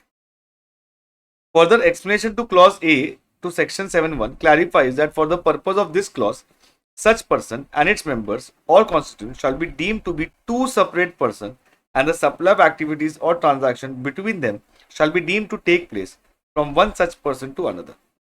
The explanation starts with a non-absent clause. Non-absent clause मतलब अगर आप explanation पढ़ा है हमने तो आपको ध्यान में होगा notwithstanding anything contained, notwithstanding anything contained in any other law, any other order. उन्होंने in general बोल दिया कि कहीं पे भी कुछ भी लिखा हो, यहाँ पे आपको इन दोनों को सेपरेट पर्सन मानना है. अगर और किसी लॉ में अगर लिखा है कि नहीं ये दोनों सेम पर्सन है, आप उस लॉ के लिए उस हिसाब से उसको सेम पर्सन मानो, जीएसटी के हिसाब से उसको हम अलग पर्सन ही मानेंगे. And shall therefore shall have an overriding effect over anything contained in any other law for time being in force or any judgment, decree or order of any court, tribunal or authority. The aforesaid explanation prevents the application of doctrine of mutuality of such person. A resident welfare association of Sanskriti Society supplies air condition to its member at a concessional price. A resident welfare association collects maintenance charges from its members for service provided.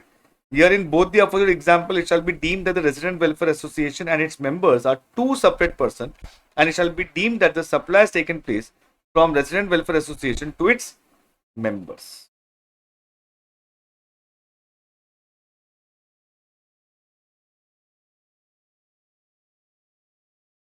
तो यहाँ पे हमने section 7 subsection 1 पूरा complete किया. अब next lecture में हम लोग सेक्शन 7 सबसेक्शन 2 स्टार्ट करेंगे और उसके बाद सेक्शन 7 सबसेक्शन 1A ये हम लोग देखेंगे. तो आज के लिए हम इतना ही करेंगे. Bye, thank you.